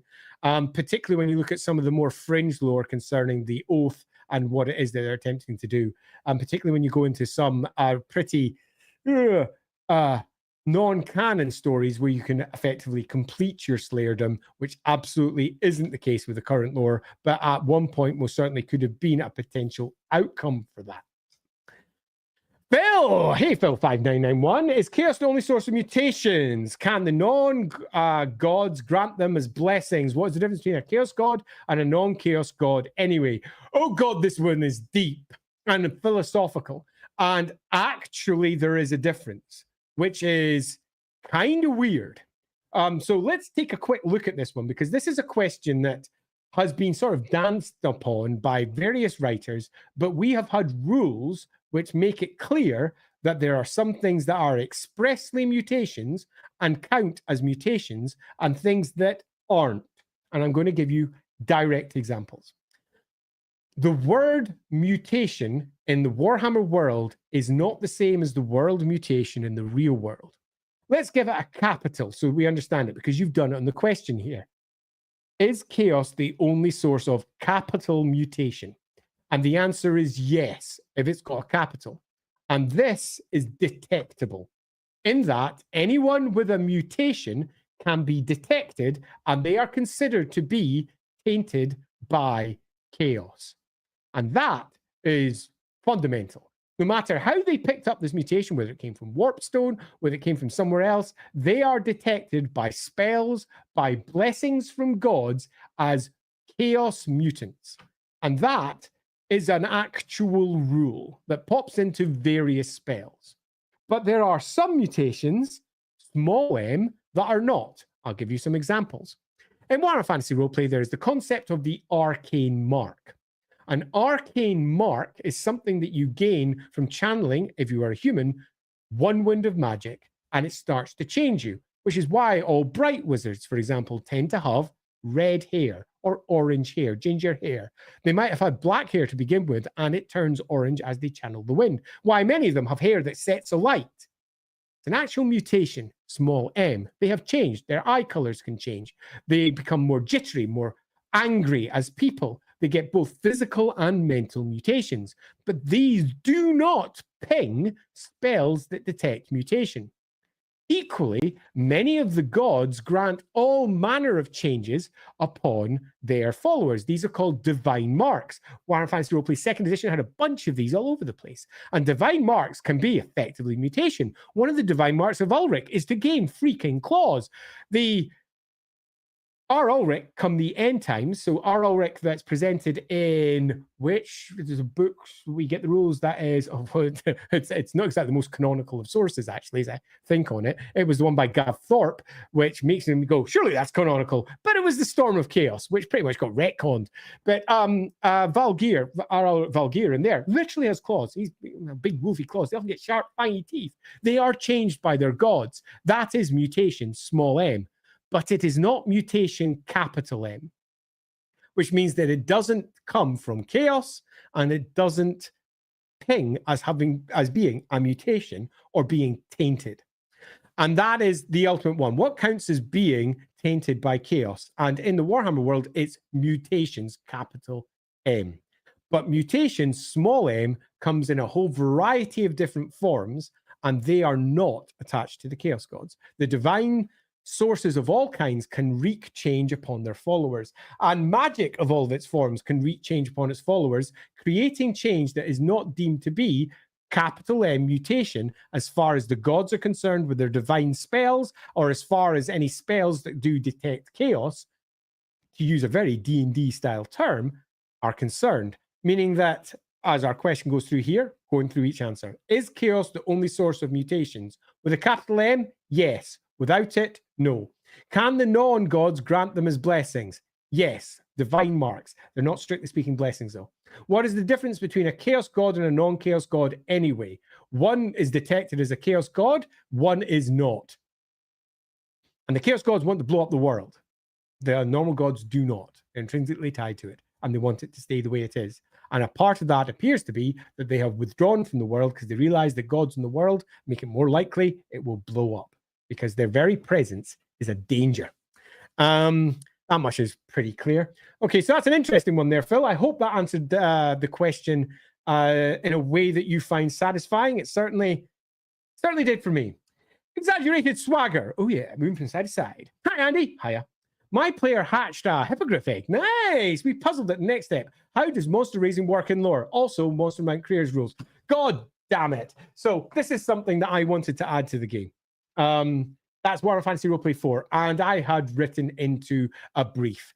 So at one point, I was in charge of everything for Warhammer Fantasy Roleplay, but at one point, I was commissioning a bestiary. And that's the book that has been released for Warhammer Fantasy Roleplay 4 now as the Zoo book. I'm forgetting what it's called, the Empire Zoo book or whatever it's called. It's effectively a bestiary. But the book they created is not the book that I wanted to build, because it includes a lot of the commissioning document that I originally made with different writers and the different way they present the creatures, but it's missing a lot of the core rule bits that I was going to add, because that's the parts I was going to be doing. Originally, there was going to be 4 authors. It was going to be me, TS, Andy Leask, who you may know from LAWhammer, and B. Sherry. And we were all going to be taking a different writer within the setting, writing about each of the monsters, providing lots of fun stories. And those were going to be NPCs at the back that would create the core NPC group that we were going to be using for Pass of the Old Ones, which was super fun. It was a really nice project. We had it really laid down. And included in that was going to be a bunch of rules for gutting animals, taking all their parts, using them to sell in alchemy and stuff, rearing animals, a career for that specifically, monster rearing, and then having not just monsters, but generally all creatures as pets.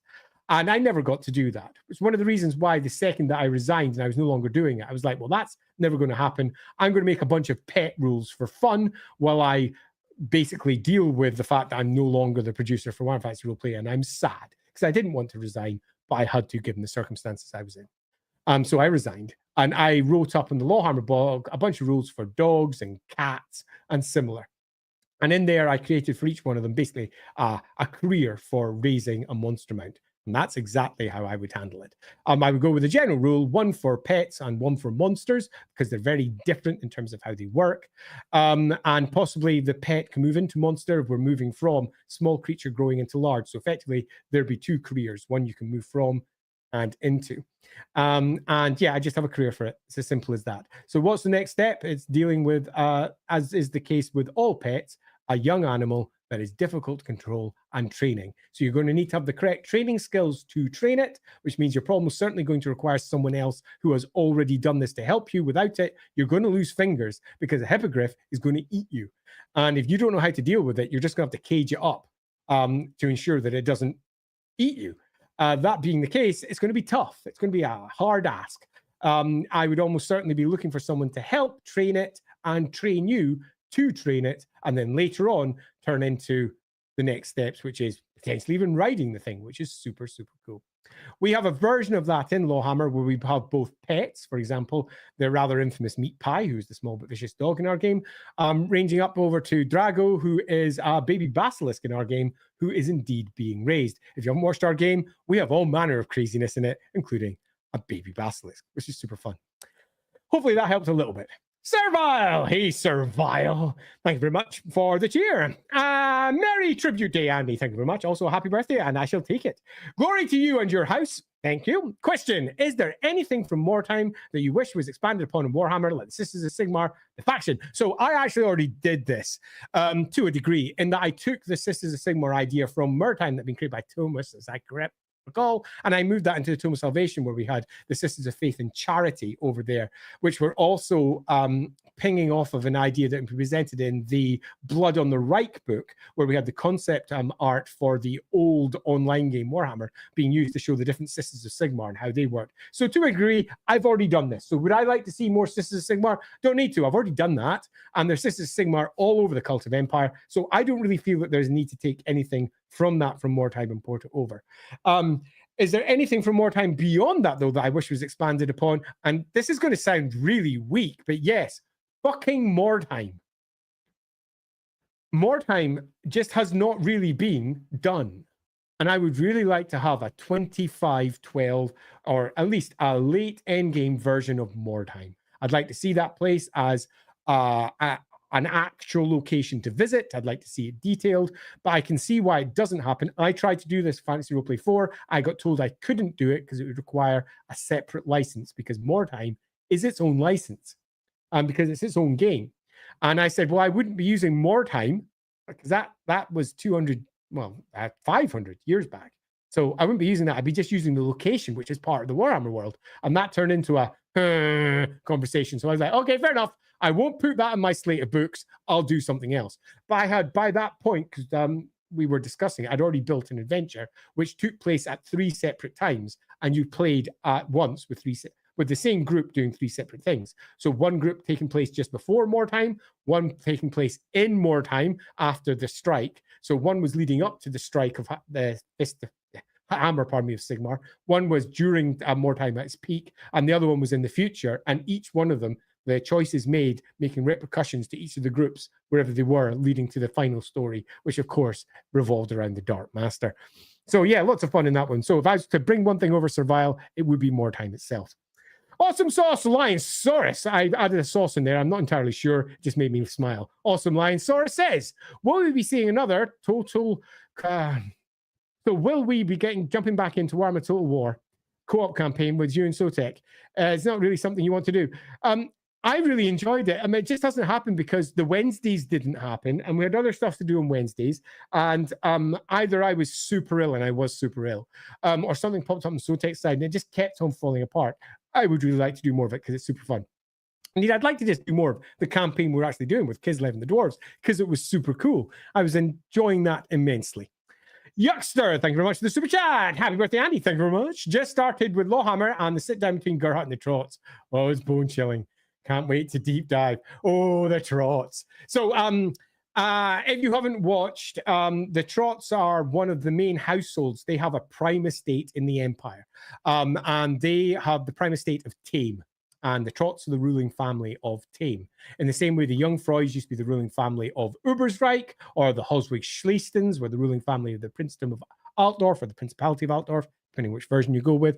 Or, I don't know, the Gormans are the ruling family of Gorland, which is further down the River Reich from Altdorf. There's lots of different prime estates in the Reichland as a whole, and the Trots are awful. The Trots just are awful. And they are an interesting group. And Yuckster, if you do continue with the show, and I really hope that you do, the Trots are going to pop up again and again and again. And they are the worst. Oh, I love them. Thanks so much for watching, by the way, because we really love our show. Awesome Line Saurus Chair 100 for the next DLC. Would you and Sotek consider doing lore beards covering each lord leading up to release? I was hoping you would do that for Omens of Destructions. We did get Man-Eater. We may. We always discuss that beforehand as to which ones to do, and sometimes we just make choices. For some of the DLCs, we have directly done nothing but lore for them. That will be down to both Sotek and I when we discuss it. But the chances are relatively high for that because, you know, we like to talk about the stuff that everybody wants to hear about. Plus, we like talking about ourselves. Hey, Dino Man, thank you again. Thank you again. Good example of an unsympathetic but understandable villain is Captain Vidal from Pan's Labyrinth. Absolutely. Honestly, villains like that being understandable makes them scarier and even more monstrous. Yes, absolutely. They don't need to be sympathetic. Indeed, not being sympathetic is the power of some of your bad guys. Understandable, though, makes them generally more powerful, where sometimes they end up being weirdly sympathetic because they're understandable. But it's weirdly sympathetic because everything they're doing is utterly horrific. So, yeah, I agree. Totally agree. 100% agree, in fact. Lovely. I'm just going to bring up my from Paddyboy and Dupe, just because always nice to say, hey, thanks very much. I'm not even going to try and say Pen Blueth. Pen Blueth? Is it Pen Blueth? Oh, I am almost certainly saying that wrong. Happy Sandy, happy birthday. I think we can confidently call you the father of gnomes in Warhammer Fantasy Roleplay. If you didn't know, I brought back gnomes into Warhammer Fantasy Roleplay 4th edition. And because of that, gnomes have started popping up all over Warhammer again in a way that makes me exceedingly happy, which is why I brought this one up. Indeed, we got an entire gnome Blood Bowl team, which to this day makes me absolutely delighted, particularly when I picked up the rules for it, opened it up, and I found copy-paste bits from the rules that I had written. So clearly they had written my thing and gone, we're going to port this over into Blood Bowl, and did. And that was just bloody marvelous. I was the happiest little Blood Bowl player in the world. And do I own the gnome team? Damn freaking straight I do. Moving down to the Singemeister. Whose order, Clemlo or the ignorant army Slan? I mean, actually, neither. I actually think both have a place. I am quite separate to Sotek in this regard because I grew up on the old Slan. So for me, they are a core component of what made Warhammer. I don't have the negativity he has towards Kremlo, for example. Our Slan, arguably old one, but our Slan who was raised by the Norse because he was brought up in a different place and basically is a Norseman Slan has no weirdness to me. It works. It completely works. In my version of the old world, all versions of Warhammer can exist, which means that if we went by that, then we would probably have tribes of frogmen in Lustria who weren't the old Slan. Tribes of frogmen, which would allow someone like Kremlo to exist as is within the existing setting. If I was detailing Lustria, I would make a relatively hard pitch to add new species to Lustria that completely speak to the different types of indigenous folk that are there. What were the Slan raised from, for example? We know they came in from outside, but we also know there was existing frogs, lizards, men of various sorts. There is no reason we couldn't have a Slan species. It was a core component of Warhammer Fantasy Roleplay 1, 2, 3, or probably 1 and 2, and Warhammer Fantasy Battle 1, 2, 3, and 4. The old Slan and the Slan being frog people existed and have multiple examples in the lore, and it is a shame to discard it because they added a new thing. That new thing doesn't necessarily invalidate the old with some clever thinking. So I'm going to answer somewhat controversially, neither. I think both can be adapted and changed and brought in the same way that gnomes can be adapted and changed and brought into the setting with a little bit of thought. I've just realized what the time is. Have I really been going for almost 3 hours? Holy shitballs. I best go through the last of these comments relatively fast. Well, I say, firstly, before I go on to the last set, thank you all so much for coming on to what turned out to be a quick Q&A. I will almost certainly do a video for the new trailers for Total War. I'm not going to do it here because I've not pulled them up, but I will do it at a later date because, in particular, SoTech keeps on asking me to do it, so I'm going to do it. And again, one more big, I hope you get well soon out there, SoTech. I really, really miss having you here. But beyond that, we'll go through the last few questions. If there are any super chats, I will get to them all regardless of how many there are. So if I have to move through, and if you keep on throwing more on, I will keep on going because my wife has not said I have to stop yet. So I am going to keep on going, but I'm going to run through these relatively swiftly because I don't think there's that many left. I think we are almost at the end. Let's find out. Let's start off with Captain Magma Pyro. Similar to how skin wolves and werewolves both exist, absolutely. Do skin bears also exist alongside werebears, any other skin creatures? So we had an argument about this, and by argument, I mean Games Workshop and I. It was not a big argument. It was just a, do these exist? No. What? And there's an impact of that argument directly in the Enemy in Shadows companion, where they decided not to resolve it and said, there's some old stuff for Warhammer that says there's werecats. There isn't anymore, but we're presenting that adventure anyway. Where I was going to take a very different route, which was the Warhammer's a big place and it's got were everything. So they're just not covered in the battle game. And that's okay. But they did it in a very different way inside the companion. But I had moved on from being producer at that point. So the answer to this is officially no, but also almost certainly yes. In that Warhammer is huge and almost anything you can consider is probably there somewhere and someone will write a story about it. But as it exists, it's the wolves that get everything because, you know, wolves, they're important, right? You know, that's a thing, maybe. Sure. Sam Youngs, thank you very much for the super chat. Enormously appreciated. Happy birthday, Andy. I shall take the birthday present. Do go buy yourself a copy of Dark Deeds if you've not done so already. Can't believe I dropped a shilling near the end. Just wanted to say I love listening to you and SoTech talk about Warhammer lore. We love chatting about it. Your excitement about Warhammer is absolutely infectious and keeps me listening and digging into the lore myself. I'm glad of that. In fact, I'm going to use this particular post just to pause for a moment because it was $20. Thank you very much. And also say that if you're looking into the lore, I'm going to throw out a word of warning that we've alluded to more than once in our previous chats, SoTech and I. But I think is worth stating very clearly. Be extremely cautious with the wikis online. I know many people use the wikis and rely upon the wikis as a source for their Warhammer lore, and sometimes that's good because the wikis are correct, but sometimes they are not. Sometimes the wikis include fan material that never hit any official book, but somehow have crept into the material, this stuff online. I know this because fan material I've created has been cited on the wiki as real. Indeed, to the point that one piece of fan material I created, which was originally commissioned for a book, I'll admit, I added to another book later to make the wiki correct, which was an interesting way of doing it. And that was concerning the old ones. So if you are out there and you're absorbing lore from wikis, I would strongly suggest go to the sources. Pick up those old books, go find yourself copies. Generally, not that I suggest that you go find pirated copies from PDFs online, but most of the old books that aren't in print anymore can be found in PDFs online with ease if you wish to do so. I don't recommend that. I recommend popping to eBay and picking up a quick $2, $3, $4 book. See if you can find one of those cheap. Grab a book that you think's from the past, read through it, and be surprised at what some of the old lore used to be. Because some of the old lore, it will even though it seems strange to you just now, repeat itself in new books as people just go, oh, that old idea, let's bring it back, because that's what Warhammer writers do. So yeah, thanks very much for that one. I'm just going to bring up a small comment about the trots, because I love the trots, which is something I thought I would never say. Yeah, the trots are one of those things where people hate them, but oh my God, are they relatively popular with a group, because they're the worst, and everyone kind of loves people who are the worst sometimes. Matthew Lowry, happy birthday, by the way. Thank you very much, and thanks very much for the super chat there. What do you feel about some of the background stories being filled in for the Veilguard?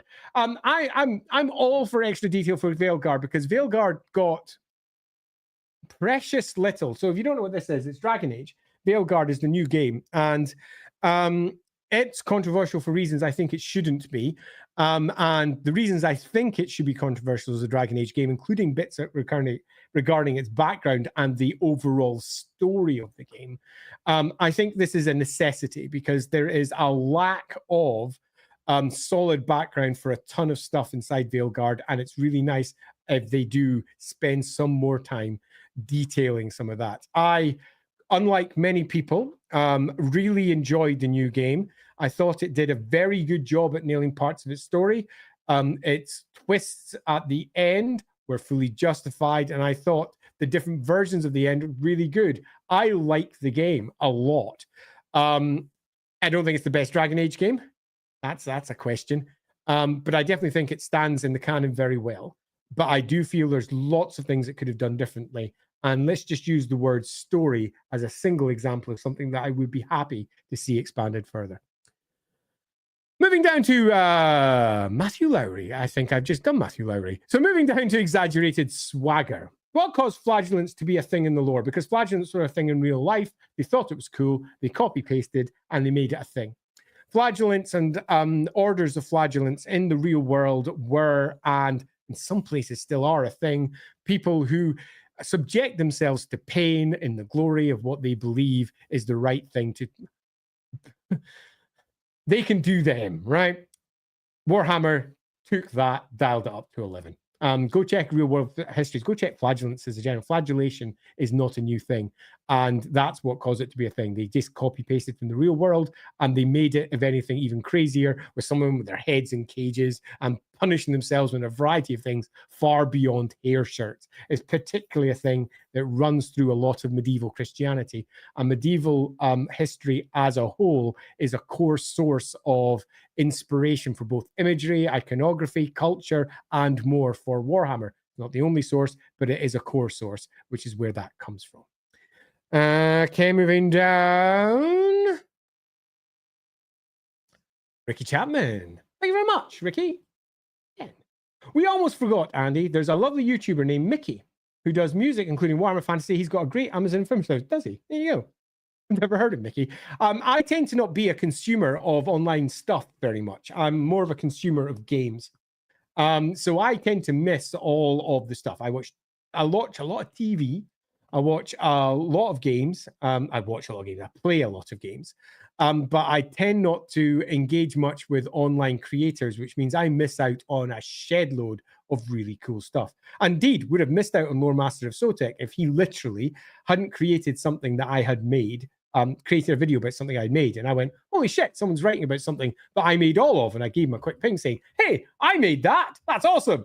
And he went back and went, yeah, that is awesome. Would you like to come on the show? And I was like, yeah, okay, I'll do that. And I ended up being on his show, and then we ended up doing things together.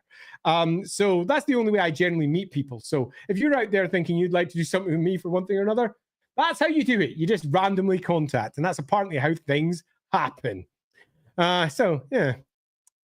Krem Gelto, great to see you there, Krem Gelto. Thanks very much for the chat. See, Andy says frog peeps rock. They do.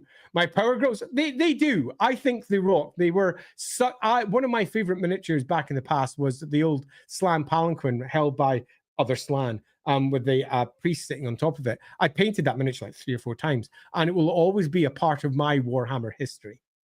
My Warhammer history is very different to Sotek. Sotek's Warhammer history started off far more recently, and he started off with the lizardmen in their current form, and everything that came before that is weird and strange, where for me, to a degree, the new lizardmen are still kind of new, even though they were added very late, very early in the whole of Warhammer's creation, all the way back in 5th edition Warhammer.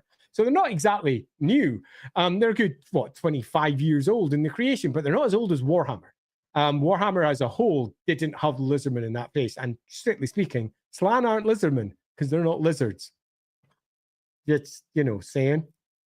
I kind of can't help myself. Agar89, happy birthday, Andy. Thank you very much. I love listening to you and SoTech and Lordbeers and LAWhammer. Thank you so much. I'm running my own Warhammer Roleplay 4th edition. Excellent, with quite a diverse class, including a halfling, a dwarf, an ear-near elf, and an ogre butcher. What a crew. I'm so delighted to hear that. I hope your game's going well.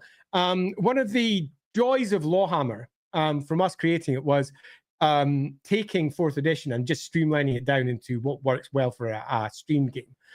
So I presume if you've been following LAWhammer, you've seen all of our various crazy rule additions or changes. If you do use any, do tell me, because that would always amuse me. Or if you just run with the rules as written and presented by Cubicle 7, again, do tell me, because they were the rules that I originally put in place back in the day, a long time ago. Right, so I think I've gone through all my super chats. Is there anything just sitting here at the end I should have a look at? Oh, someone's looking at my old blog. What's that? Discovering Laws, Pet Shop, Andy's blog, Ben Sherry's blog. Others gave me my players the drive to power through Fantasy Roleplay 4 despite our many grievances with it. Yeah, I have many grievances with it as well. And indeed, exaggerated swagger. That's one of the reasons why we did the LAWhammer version of it. You're not alone in that one. It's something that we as creators, I created what I was asked to create, submitted it, and it got turned into what it is. It's not quite the game. It's certainly not the game I would have created if I was making the game by myself. It's 1,000 miles from that. I'd say LAWhammer that we play is probably closer to that, in that we've stripped out a lot of the things that sit inside the core rules of Warhammer Fantasy Roleplay 4, such as advantage in its current state, such as the way that, I can't remember what it's called anymore because we don't use it, resilience and resolve. That's gone. A whole bunch of ways that the careers are used. That's all been rejected. But everything that we do is very much compatible with Warhammer Fantasy Roleplay 4. So if you want to use any of our stuff, you can. But I think that's it. We have streamed for a good 3 hours. We have had what I hope was a super lovely time dancing around subjects. I'm going to end with a few loose things. First, number one, get well soon, SoTech. I hope you feel well.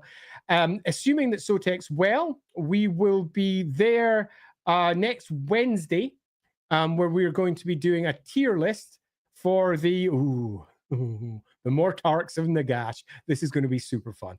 The 9 Mortarks, we'll probably discuss the old Dreadlords of Nagash while we're at it too. And hopefully I won't call them the Necrocs of Nagash, because that would be completely wrong. And that's what I did earlier in the stream. Assuming all is well for next Sunday, we will be covering ghouls, the old dark fathers of the Strigony. That's going to be super fun. That's going to be officially my Lorebeard's birthday stream, so do be aware. That's probably going to be on the LAWhammer channels next Sunday. We also have LAWhammer, obviously, on the Friday, which is going to be my birthday stream, which is going to be a bit of a crazy one if the last episode wasn't already crazy enough. I'm really looking forward to this Friday because it's going to involve some Warhammer characters that people don't expect. So that's going to be fun. Oh, God damn it, someone's popped in another share. Ardalin, thank you so much for that one. Happy birthday, Andy. I was wondering, after the Storm of Chaos, if Chaos had won, what was the plan? If you have any insight. I don't, but I could find out, I suppose. I imagine if Chaos had won, they would have they'd have done a soft reset. It was a summer campaign, after all. It wasn't really a Warhammer is going to change massively because of this. But I mean, it kept that setting, the Storm of Chaos, for a good 2 years after the Storm of Chaos. And then they moved on and they just put it behind them and went on to the next major summer event, which led them right into a future that got completely retconned again, this time with the crown from Alaric the Mad. So I reckon they'd have just pressed on and just kind of forgotten about it. It might have impacted a few articles, done a few things, but they were probably Simpsons'd it. But I could find out because Gav was the one who's responsible for all of the decisions there. And it did look like a lot of the lore was written around the expectation that Chaos would be a serious threat, which in many respects, it kind of wasn't. All right. Cool. I'm just going to pop up from Padabon and Dupe there, because this is all the Warhammer Fantasy Roleplay 4 rule tweaks that we have are up on the LAWhammer Patreon. They're all public, though. You don't need to be a patron or pay us any money if you want to see our rule changes and updates. There's a couple of things that are in development, so they're behind the scenes and given to our all-access patrons, because, you know, we're nice that way. They can see things that are going. Our paths for the elves, for example, are sitting behind there. But pretty much everything's in public and will be public. So anything that's in development goes public afterwards, because we no desire that we're not charging for anything. It's just if you want to see the insights into what we're doing behind the scenes, you can do so.